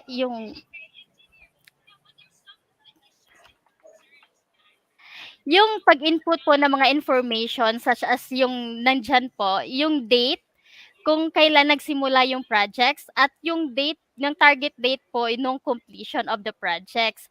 Kasi and also po yung mga coordinates diyan po. Yung latitude at longitude na tinatawag po natin. Also po, kailangan po natin yung pagkuha ng information galing sa site na mga per CPM with S-curve and cash flow or kung sa other programs po, ito yung tinatawag nating budget timeline or yung work and financial plan po na WFP. Kasi kung wala 'tong mga information na 'to, this may lead po sa mga bigger slippage na pinakita natin kanina in the future due to poor planning po. Pero little by little po, these issues were addressed by providing our engineers in the division offices with the proper format po na kailangan natin, na with the needed information po na kailangan natin. They were also provided po with the applications which can be generated, which can generate geotag images for them to easily provide us with the coordinates po na pwede rin po nilang i-relay doon sa mga school head po para yung school head na po natin yung kumuha ng mga geotag images ng schools po nila. And also po, we also have difficulties in realizing po the budget utilizations such as po yung pagkuha ng mga accomplishments po na obligations and disbursements of the projects of disbursement of the disbursement of budget per projects po rather. So since this can't be seen, hindi po natin kasi yan makikita sa financial and accomplishment report na pino-provide po natin. So we still need to coordinate po sa mga divisions engineers para makuha po yung mga information na to. Kasi po, ang pag-input po natin sa ipalamdag system per project po, per school po na may project. So kailangan natin makuha po yung mga flow ng allocations po per school.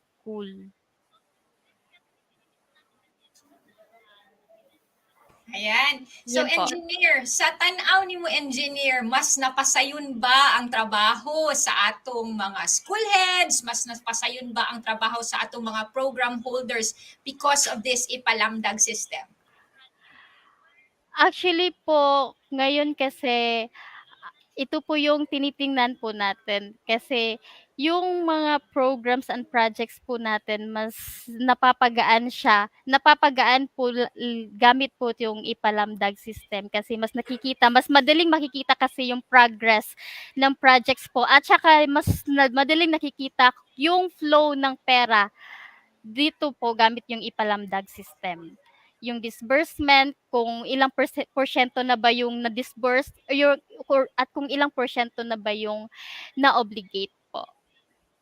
Ayun. So, ayan. I think this is a contribution to our advocacy on transparency, di ba, partner? So, partner, meron ka pa bang mga tanong para kay Engineer Paula?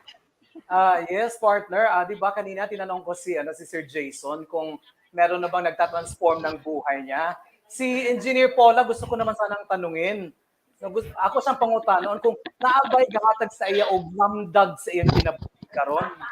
Sir, wala pa siya nalamdagan, sir. Kasi ang wala nalamdagan pa. Ako bahala na, engineer. Sa imong tanaw, engineer, nakadungog ka sa karon? Marag wala, sir. Pwede na po na to i-shout out, engineer. Okay, ragid kaayo. Anyway, Engineer Paula, daghang salamat sa imong pagbisita sa among karon diri sa BigaTEN DepEd 10. Thank you very much, Engineer Paula Laksama. Ikaw, partner, bantay ka lang yung partner kay wala. Yung sukod sa balos ani. Partner, di ba? Okay, go ahead, partner. Thank you, engineer. And this time, ladies and gentlemen, we're down to our last guest po for today. We have with us the Regional Youth Formation Coordinator, Dr. Jean D. Loquiliano. Hello, Ma'am Jean. Good morning and welcome to the program. Hello, good morning po, Kadeped Polo and Kadeped Rada, and to all our viewers from the entire Northern Mindanao, maayong buntag sa inyong tanan. Ayan. Thank you so much Ma'am po. Ma'am Jean, hindi lang sa buong Mindanao ha, kundi sa buong Pilipinas at sa buong mundo dahil napapanood po tayo via DepEd Philippines. Oo. Okay, yes At po. syempre, kasi nasa ano tayo, virtual tayo, napapanood din tayo sa buong mundo. Oh. Or Sa the buong mundo. universe rather. Ganun. Oo. Anyway, Ma'am Jean, I heard that the youth leadership formation is currently implementing the Peace 10 project. Ano ba tong Peace 10 project, Ma'am Jean? Okay, thank you so much, Sir Paula, for that very timely question. For the youth formation development is currently on its rollout stage in the implementation of the Project Peace, which is also known as Project Peer Mediation Program in a Child-Centered Environment. Now, this project commenced last December with the regional training of trainers on peer mediation for Division Youth Formation Coordinators, SSG Teacher Advisors, and Regional Federation of SSG Officers. Now, this project was implemented in partnership with the German International Cooperation, which aims to achieve the following trainers' competencies. Now, the first, it targets to achieve the communications for accompaniment skills towards identity formation among our youth leaders. Second one, it focuses on conflict management in a school setting. Then third one, education for peace and non-violence for the millennial generation. Then the fourth one is on the skills and facilitating a school-based peer mediation program. So they would have really to have that handout. Talagang they would have to mediate a certain case in their own context. And then the simulation and demonstration in handling an actual peer mediation case, focusing on the four causes of conflicts, which include the bullying, homophobia, drug dependencies, and discrimination. So, Sir Paula, in a nutshell, this peer mediation program tries to capacitate our learners with the necessary skills in managing and in addressing conflict at school, which is very essential in making our schools a zone of peace and very timely because we are now trying to prepare for the conduct of our face-to-face classes in which nandun talaga yung mga social interactions among our learners in school. Yeah. Ma'am Jean, speaking of social interaction, at this time, di ba, virtual pa yung mga initiatives natin, correct ba? Yes po, Sir Paula. Okay. So, having implemented the Peace 10 project, Ma'am Jean, so far, what has been the impact of the program on our outcomes and systems po? Okay. Now, let me start this. Recognizing the number of school conflicts caused by bullying, discrimination, homophobia, drug dependencies, and also the violence and the increasing number of incidences of armed conflict in Mindanao, which resulted to the disruption of classes. This peer mediation program brings hope for the restoration and attainment of peace because learners will be capacitated in how to manage and resolve conflicts in their own context. Thus, with the acquired skills that they have, they will influence their families, their communities, and the whole nation as well, which will provide a big leap in achieving and sustaining peace in our country, which will pave way in providing quality basic education to all our learners. As the saying goes, if we want to really achieve peace, we shall try to start that one with our children. And moreover, Sir Paula, this project is anchored on DepEd Order number 52 series of 2019, known as the National Policy Framework on Learners in Schools, a Zone of Peace, which outlines peace education as one of the building blocks on its operationalization. This further articulates the need to provide conflict sensitive education, which includes the conduct of student led conflict analysis, and the involvement of learners in program implementation. So talagang na-fit in yung project. It's because it is being clearly outlined here in this DepEd mandate. So, pero so far, Ma'am Jean, kumusta naman po yung implementation natin dito sa Region 10? Peaceful ba yung implementation natin ng Peace and Project? Okay, naging peaceful po ang implementation. The fact that also that yung mga program holders try to embrace that one, and they are very excited really to also cascade that one in their own respective division. They are just waiting for the provision of the modules for Mm. them to conduct the training po.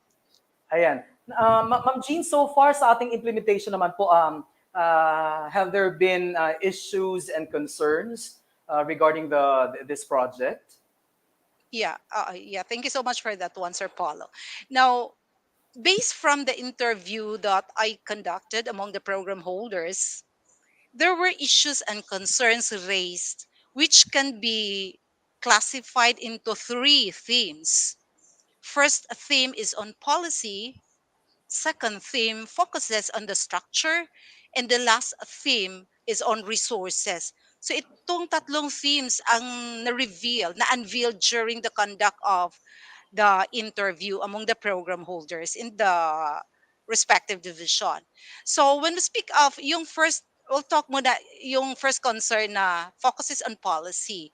According to them, there is really a need to formulate a contextualized peer mediation policies which will serve as basis for conducting the program and for them to be guided during the implementation. So although it is already anchored on a certain national policy, but there is a need for them in their own context, in their respective division, to have this contextualized policy for a thorough implementation of the project so that they will be guided. Then the second theme or yung issue, yung about the structures. According to them, well, this refers to the composition of the peer mediation team. For undeniably, Sir Paula, the coordinators and teacher advisors who were trained or capacitated might be promoted, and the SSG officers who were trained will soon graduate. So hence, this may cause the program to have less impact for the newly appointed individuals need to be capacitated. So that's the second issue or concern that talks all about the structure. Then the third concern or issue being raised is all about the resources.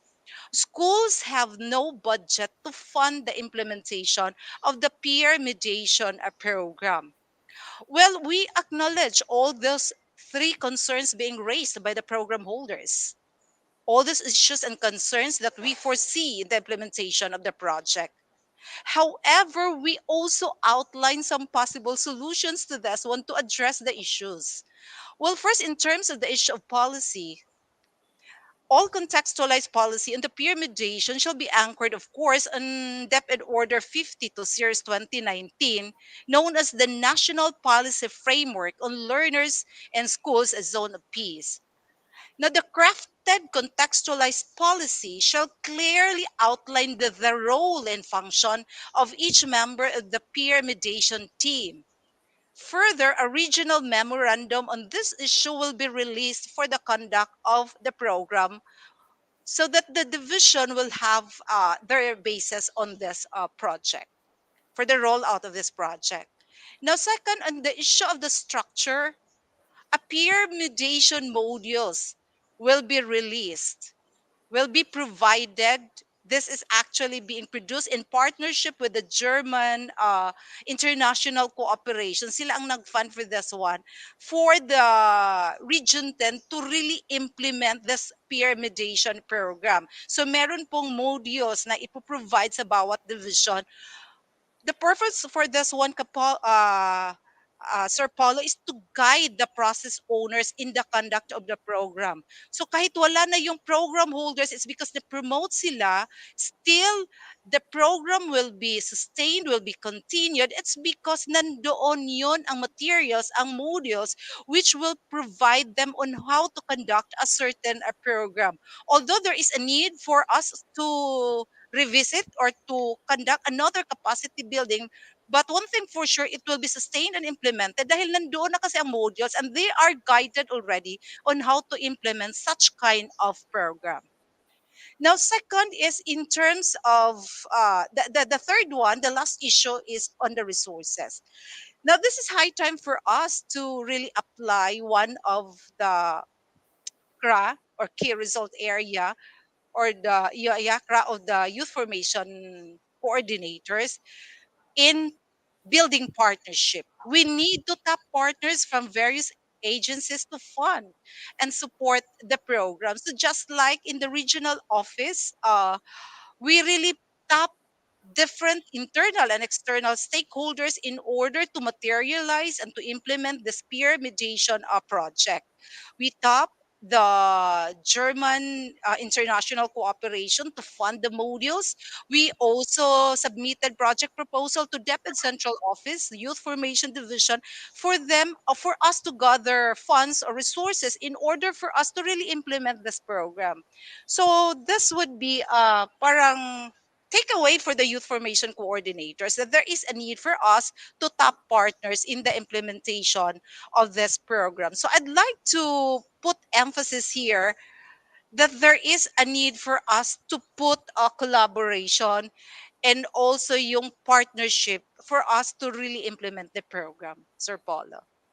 Ayan. Well, Ma'am Jean, so far naman sa ating implementation dito sa Region 10, on track naman po tayo. Would you say that? Yes po, Sir Paula. Although Ayan. mayroong So, mga certain concern, parang na-address naman po yon. okay. Sige. Bilang panapos na lang po na katanungan, Ma'am Jean, unless meron po tayong dagdag na katanungan mula kay partner Rada. Partner, meron ba? Wala naman, partner. Parang namamangha lang ako na mula sa ating mga engineer na pinag-uusapan ng kuryente at ang mga school building kanina, ay pinag-uusapan naman natin ang peer mediation. Kaya ako'y nakikinig talaga kay Dr. Jean. Yeah. Maganda kasing topic talaga yan. Magandang programa yan. Yung peer mediation, yung conflict management. Maganda yan talaga. So anyway, congratulations, Ma'am Jean. May last message po ba tayo? Okay, yeah. So I'd like to request appeal po yung mga region division youth formation coordinators and also yung mga school heads and all the schools division offices to really support the implementation of this program. It's because ready na ito, it's about to be cascaded na in the respective division. What we are waiting for now as of this moment is the modules of the peer mediation program. Ayan. Thank you very much once again, the Regional Youth Formation Coordinator, Dr. Jean Loquiliano. At ngayon naman po mga kadepedrada, para tapusin ang kanyang inumpisahan kanina, balikan natin si Chief Myron Hill D. Talosig. Chief. Thank you, Paulo and Rada. No? Now that we have commenced with the expanded phase ng limited face-to-face classes dito sa Region 10 at saka sa buong bansa natin, no? We'd want to ensure na yung mga kabataan natin, pagdating nila sa eskwelahan, ay meron silang safe and child-friendly na learning environment. So we have discussed to you a little bit on yung education facilities natin, no? From physical structure, electrification, and a sample of electrification project like the transformer, and how we monitor all these projects through the Palamdag system. And of course, the soft side of which, no, which is yung peer mediation na to ensure, no, na meron tayong safe and child-friendly learning environment. Na discuss po natin yung peer mediation na regional initiative, no, initiative natin dito sa Region 10. And we'd want all our audience, no, those who are listening right now, to support all these projects, no. Meron po tayong mga changes ngayon sa mga polisiya natin, like the funding of school building projects na kailangan nating magtulungan, lalong-lalo na with our collaboration with the local government units, dahil na limit na po yung funding coming from the national government agencies like DepEd, and we are really banking on the support of the local government unit. So we would want to ask our PSDSS, our school heads, no, to really engage their local government units in ensuring that we have a safe and child-friendly schools, no, and we have our engineers, no, to support you. We have our division staff, no, to provide guidance para po mas maganda yung engagement ninyo sa local government units ninyo. And we have posted here our contact details, no, both email address and cell phone numbers, no. If you are interested, no, those who are passionate on school management, no, focusing on education facilities and pyramidization, you can call our number posted sa screen ngayon, yung 0916-659-0690, and our email address na region10 at DepEd, ESSD region10 at deped.gov.ph, no. And we'd want to hear inputs from you. We'd want to hear your feedback, our school regarding our school building projects, and we'd want to discuss kung ano man yung mga gusto nyong maitulong, no, para sa ating pag-ensure na meron po tayong safe and child-friendly school dito sa Region 10. Salamat, Rada, and salamat, Paulo, for this opportunity. Ayan, thank you very much. Once again, mga ka-DepEd, the Chief of the Education Support Services Division, Chief Myron Hill D.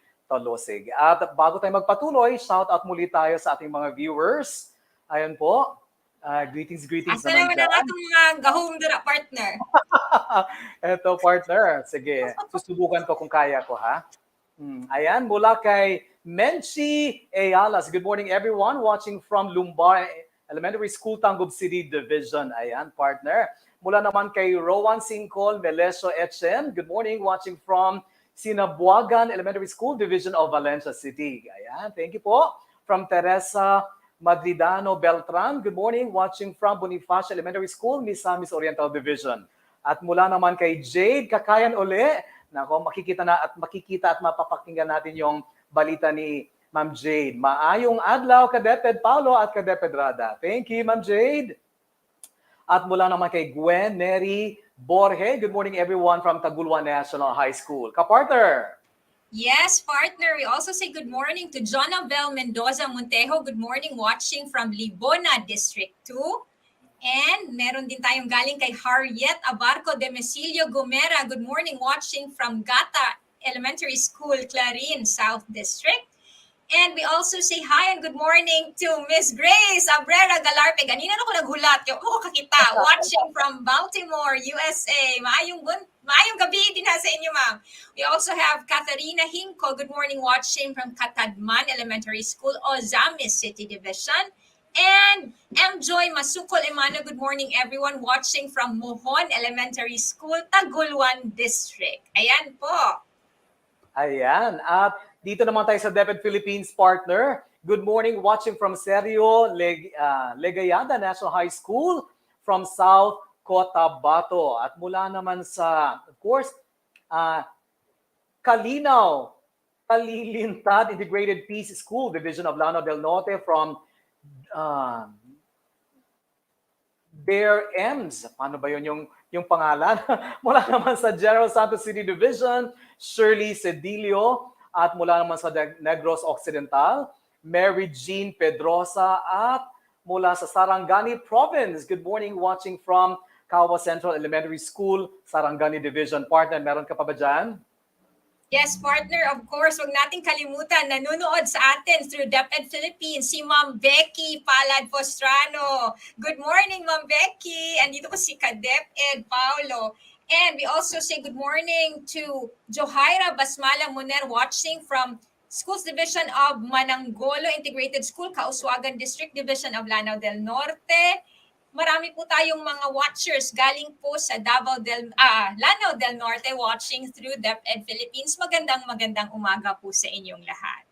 Ayan. To all of you, thank you for watching.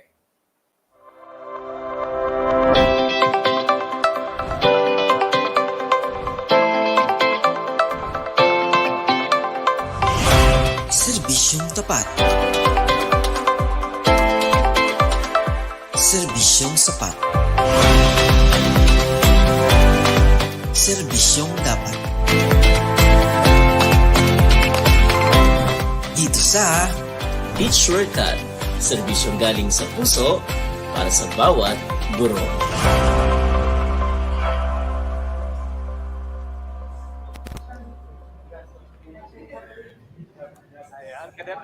Ayan, magandang umaga ulit, ka-Teacher Rada and ka-Teacher Paulo. Again, we are in our second episode sa ating Teacher Cut, kung saan ang serbisyo ay galing sa puso para sa lahat ng mga guro. Good morning sa inyong dalawa po. Ayan, so what do we have for today, Sir Kaloy? Sir Kaloy? Ayan, I don't think my signal is good, pero yeah. Sige, what do we Ayan, have for so today, ngayong Sir umaga, Kaloy? naman natin po na, yes po, alam naman po natin nga meron na tayong policy ngayon at are preparing for their RPMS. Mga kapatid, yan po yung pag-uusapan natin ngayong umaga, RPMS para sa mga guro. Kasi nga lahat ng mga guro natin ay hanggang nangangapa na they're looking for someone to help them. They're looking for someone to assist them in their RPMS. No, considering that it has to do, it has an implication doon sa kanilang performance at doon sa kanilang possible promotion in the future. Kaya ngayong umaga, pag-uusapan natin ang RPMS ng mga guro. Salamat sa liwanag. Ayan. Gusto patungkol sa may isi-share tayo na screen. So, we understand that pandemic really has challenged us. Okay naman. Yeah. Ayan. We understand that pandemic has challenged us and it made our teacher really grapple for para talagang maitaguyod ang mandato ng ating kagawaran na to really continue education. Ang daming liwanag. Maraming salamat. Ayan. So, this morning we'll be talking about revisiting the RPMS PPST in times of COVID and beyond. Talagang pag-uusapan natin yung beyond kasi we understand that we are moving towards normal, 'di ba? The new normal. So, since we're moving towards the normal, we'll try to look into how are we going to apply RPMS PPST beyond COVID-19. So, babalikan natin ito. Ngayon pong umaga, ito ay part 1 pa muna kasi next week meron pa tayong pag-uusapan about RPMS. So for us to fully understand what RPMS PPST is, pag-uusapan muna natin si PPST kasi maraming bagay dito eh. Merong RPMS, merong PPST. We need to understand these two concepts. First is, what is PPST? PPST means Philippine Professional Standards for Teacher. And we understand and we know that in PPST, there are 37 indicators. Ayan. May 37 indicators po tayo sa buong PPST. And this PPST is actually, it captures all the things the teacher is doing inside the classroom. Pero balikan muna natin yung naunang statement natin. Ano nga ba si PPST? PPST has 37 indicators to you and these are used as objectives in RPMS. Question, are PPST and RPMS the same? Pareho ba itong RPMS and PPST? Ang sagot po ay hindi. Hindi po sila pareho kasi nga si PPST basing in DepEd Order 42 Series 2017, this is the professional standards for teachers in their teaching. And the RPMS according to DepEd Order 2 Series 2015, it is the measurement of performance of employees in DepEd based on evidence or MOV within the year. So si RPMS, ito yung measurement ng performance ng guro sa isang taon. Si PPST naman, ito yung listahan ng mga gawain, ng mga tungkulin ng guro sa buong buhay niya bilang guro. So if we're going to merge RPMS and PPST, it means it is the aligned measurement of teachers' performance based on teachers' professional standards. And you can check it in RPMS PPST manual for school heads and teacher. So why is RPMS PPST keep on changing every year? Ba't sila nagbabago? Ba't ito pa bago-bago bawat taon? Kasi most of the time, most of the teachers are asking, bakit sa year 1 nabago? Bakit sa year 2 biglang nabago ulit? Bakit sa year 3 nagbago ulit? Mga kapatid, I'm going to give you an enlightenment on that. History muna tayo. Way back in school year 2018-2019, naglabas po si DepEd ng 12 indicators ng PPST. And it was released sometimes in October 2018. So nakita ng DepEd ngayon na parang late. parang late masyado yung release kasi we understand na when RPMS starts, when the school year begins, dapat nandun na yung si RPMS. So that is why in school year 2019-2020, talagang nirerun. Nagre-run tayo sa 12 indicators. It's being repeated. So from school year 2018-2019, talagang nirerun lang. Nirepeat lang natin sa 2019-2020. Ang purpose nito is for mastery of the teacher. Talagang na-master nila yung 12 indicators. Now, if you can remember, we collected data on your RPMS being teachers, di ba? Na sinabit nyo yun sa ang buong Pilipinas ay nag-submit ng RPMS doon sa central office. And we found out that there is actually mastery doon sa indicators, doon sa 12 indicators. That is why, in school year 2020-2021, nag-release tayo ng 8 indicators. Out from 12, new indicators na 8. If titingnan natin, meron na tayong 12 indicators ng school year 2019-2020, and then in 2020-2021, meron tayong 8 indicators. All in all, we have 20 indicators na, PPSC indicators na na-release. Babalikan natin, ilan ba yung indicators natin sa PPST? We have 37 indicators. So if we're going to apply simple subtraction here, we can see na meron tayong remaining 17 indicators ng PPST na hindi pa na-release. And that is what we are releasing in school year 2021-2022. We have new 17 indicators in PPST. Kung titingnan mo siya, meron po tayong 19 indicators sa RPMS PPST. Bakit po may 19? Kasi meron tayong inulit doon sa 2020-2021, even in 2019-2020, with this objective number 1 and another indicators. Kaya meron siyang 19 indicators all in all for this year. So itatanong ko ulit, babalikan ko. Is RPMS PPST keep on changing every year? Ang sagot ay hindi po. Hindi po siya nagbabago. Instead, it is continuing. So as you can see, if you're going to observe it, talagang gusto nating i-release sa 37 indicators kasi it would open new opportunity, possible on the promotion, possible on the identification of career levels. 'Di ba? Pwede nating identify na kung sino yung beginning, sino yung highly proficient, sino yung highly proficient, and sino yung distinguished. The trigger lang talaga is we really need to release the 37 indicators. So if you have observed it, there is actually a gradual release of the 37 indicators. Bakit gradual? Kasi gusto natin na hindi ma-choke, hindi mabilaukan si teacher sa pag-release agad ng 37 indicators. Instead, we gradually release it. The purpose is merong mastery. Nakakasunod si guro. Nakikita ni guro ang indicators ng PPST sa kanyang buhay bilang guro. So yun yung purpose ng gradual release. So if you have experienced it or if you have imagined it doon sa previous na standards ng guro, na standards na sinusundan natin, talagang ni-release yun, yung mga 200 plus indicators. Pero sa PPST, we gradually release it para talagang may mastery at masusundan ni guro. Yung mga indicators na ni-release natin aligned with the Results-Based Performance Management System or RPMS. Ngayon ang tanong, Sir, what do we do with our RPMS PPST for school year 2021-2022? With the release of RPMS PPST for school year 2021-2022 guidelines, what will happen with our COT prior to the release of the guidelines? And number 3, how can we achieve RPMS PPST for school year 2021-2022 indicators with respect doon sa mga MOVs? Mga kapatid, yan yung pag-uusapan natin sa susunod na linggo sa part 2 ng RPMS natin dito lang sa BigaTEN Region 10, where we teach shortcut. Kasi ito ay ginagawa namin dahil ito ay serbisyo na galing sa puso para sa bawat guro. Ayan.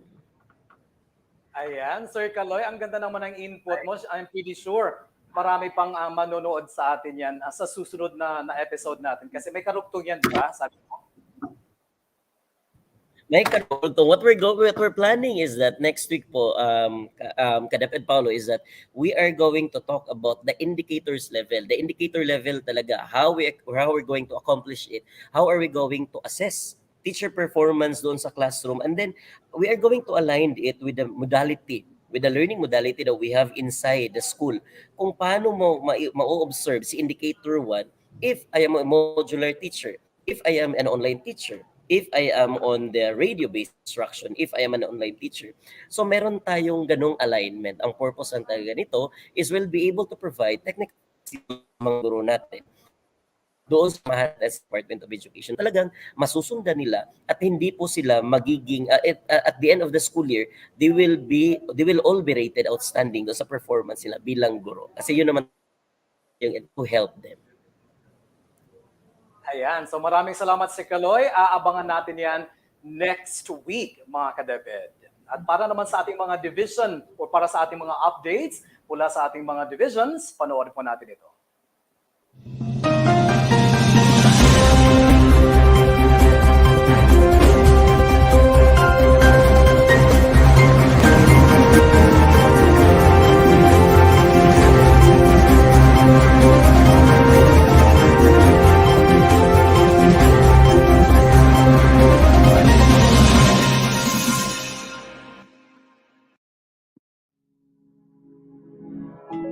So mauna nga ang Department of Education nag-ensure nga ang atong mga eskwelahan nga magbukas sa limited face-to-face classes, nag-grant sila sa safety seal.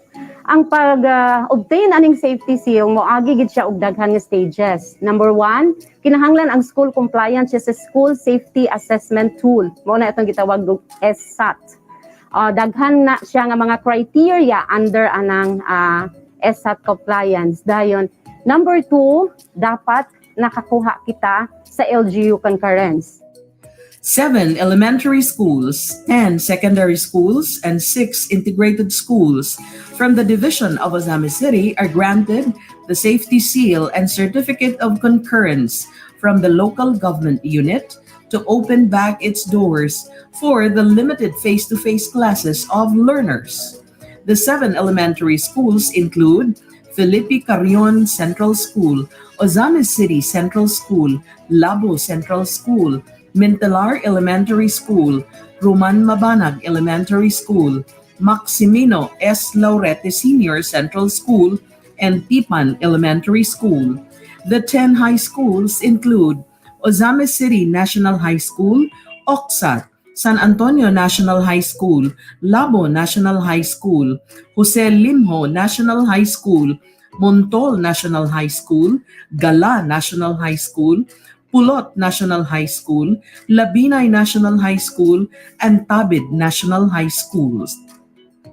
The 6 integrated schools include Misamis Annex IS, Marcelino C. Rejes IS, Cogon IS, Malaubang IS, and Sinusa Integrated School.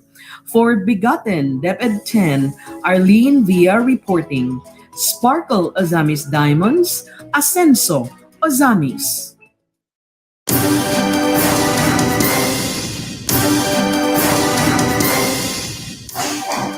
The expanded implementation of face-to-face learning has once again brought smiles and joys into the faces of our learners. Here in Panamukan Elementary School, the evidence of such behavior couldn't be more apparent. However, the schools participating in the initial simulation made rigorous preparations for this to happen. First, we made our COVID-19 contingency plan. Second, we purchased a protective equipment, mga personal, mga like PPE, face mask, mga alcohol, for sanitizing purposes, and then we make sure also the traffic management na agid misery entrance and exit, and then makita po nato sir sa among mga dala na agid po yung mga marker, which is hindi ka sa right, ang bata kung padulong sa school, right lang gid siya na ay mga marker nga i-follow, o pag uli po na po yung marker nga iyang i-follow, so dili gid sila pwede magtagbuanay.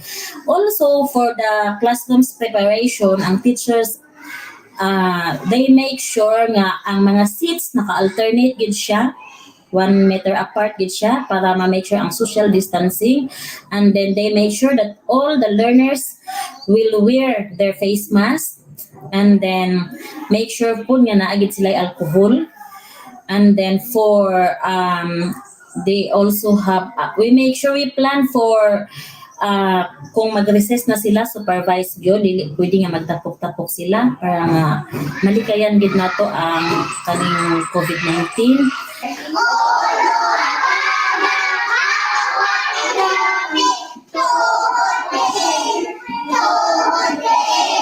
For BigaTEN sa DepEd 10, this is Rio G. Arbotante, Division Information Officer saying, we fly high in Malaybalay.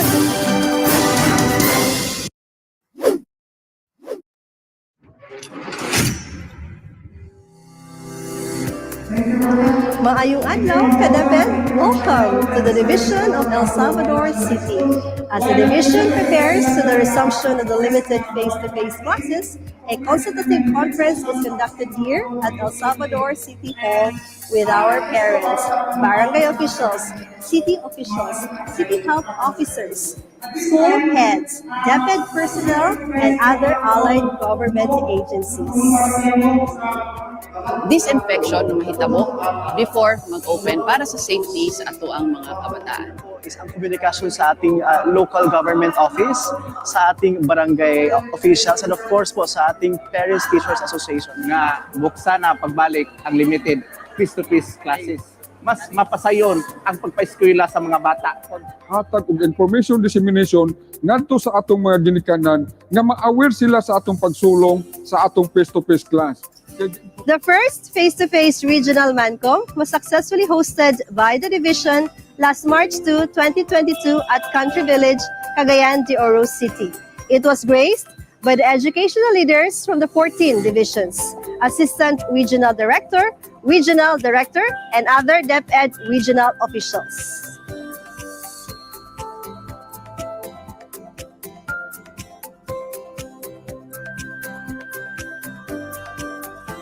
As the institution goes to provide professional development and career progression to our teachers, 29 deserving teachers were reclassified and promoted. There were 8 promoted from Teacher 1 to Teacher 2, 16 to Teacher 3, and 2 were reclassified to Master Teacher positions. 3 from our alternative learning system teachers were also promoted from Teacher 1 to Teacher 3. In order to raise the disaster preparedness, the Division of El Salvador joins in the conduct of the first quarter National Simultaneous Earthquake Drill last March 10, 2022.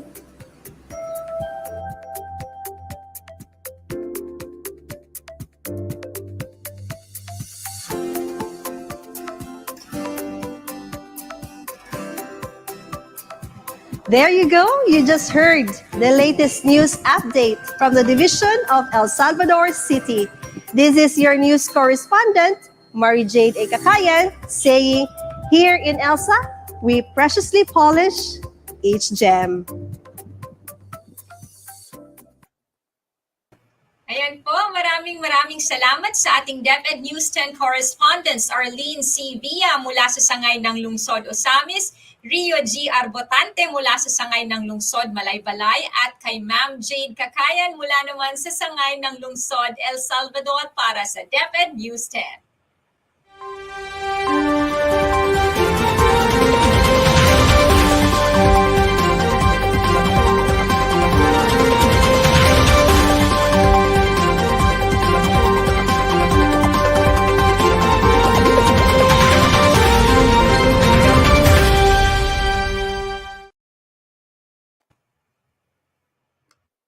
Ayan, partner. Reiterate na natin yung natin partner, yung res bakuna natin. Ito kasi yung request sa atin talaga ni Doc Myra, no? Paigtingin natin yung yung advocacy natin tungkol sa pagbabakuna. Yung nagpa-booster ka na ba, partner? Yes, partner. Sabay ata tayo. Nagkita tayo dun sa vaccination site, partner. Ay, oo nga, no? Oo. So, ano bang natin dito, partner? Ano bang encouragement para sa ating mga ka-DepEd partner dito sa Yes, para sa ating mga parents, para sa ating mga guardians at sa lahat ng mga nanonood sa atin, importante na magpabakuna tayo at doon sa mga qualified ng magpa-booster na po tayong lahat para sa isang malakas, ligtas, masayang pagbabalik eskwela sa ating mga eskwelahan. Ayan. Suportado ako dyan, partner.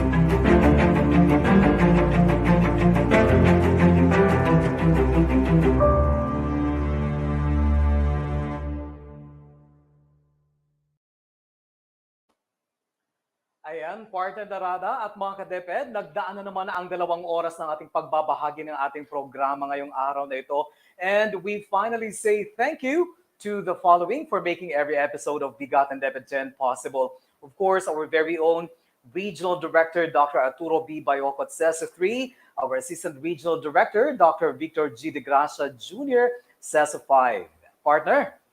We would also like to thank our featured division from the regional office, the ESSD, headed by Chief Myron Hildy Talosig, together with our featured guests. We have today Architect Jung Misa, Sir Roger Baluyot, Engineer J.V. Hala. Partner? Of course, we also had Engineer Jason Maula, and, Engineer Paula Laksama, Dr. Jean T. Localiano. And of course, partner, we also would like to thank our DIO Arlene Sibia from the Division of Ozamis City, DIO Rio G. Arbotante from the Division of Malaybalay City, and DIO Jane Kakayan from the Division of El Salvador City for the DepEd News 10 updates. And partner, we should never fail to thank ourselves and also partner, daghang salamat sa karong buntag. And of course, we also thank ka-DepEd Kaloy, Carlos B. Llamas III, our directors from the DepEd 10 BigaTEN Creative Force. We have directors Ralph Simon L. Mabulay, Fatima E. Villaremo, Clifford B. Liponhay. And of course, together with the support of the staff from the Office of the Regional Director, Ma'am Juvie Estrella and Ma'am Annabel Baculio. Sir Elson, as usual, Sir Elson Hamero and Team Kamigan for the BigaTEN DepEd 10 jingle. Sir Nick Paniares for his generosity, as usual, in helping us facilitate or account for the use of the StreamYard platform. Yes, partner, we would also like to thank our DepEd 10 Regional Office family, the 14 schools division offices, all our DepEd schools, all our stakeholders, sa lahat ng ating mga ka-DepEd, sa lahat ng nanunood sa atin ngayon. And of course, partner Paulo, let us thank our learners, the heart of DepEd Region 10. Maraming salamat po. Siyempre naman. And mga ka-DepEd, kita-kits sa sunod simana para sa lain na usab nga edisyon sa BigaTEN DepEd 10. Kauban ang akong kapamilya dinhi sa HRDD. Let's make BigaTEN DepEd 10 our Choose 10 habit. Ug dinhi natapos ang atong ika-41 nga edisyon sa BigaTEN DepEd 10 Season 3. Ako si Ramon Gonzalez Abrera, aka ka-DepEd Paulo, ang inyong Public Affairs Unit Lead Officer. Taliwala sa mga pagsulay, ang among pag-alagad, kanunay. Ug ako usab si Candice Racoma, ang iyong rakista, abogada, aka ka-DepEd Rada, usab nagaingon sa DepEd Amihan ng Mindanao, nagkahiusang pag-alagad, nagpatibabaw. Sa gihapon, kami ang inyong kauban. Kasaligan. Kadangpan. Siyempre, ka-DepEd. Hangtod sa sunod higayon, kini ang BigaTEN DepEd 10. Atin to. Para sa bansa. Kauban, kasaligan, kadampan, ka-DepEd. Kauban, kasaligan, kadampan, ka-DepEd. Ang bihan ng Mindanao. DepEd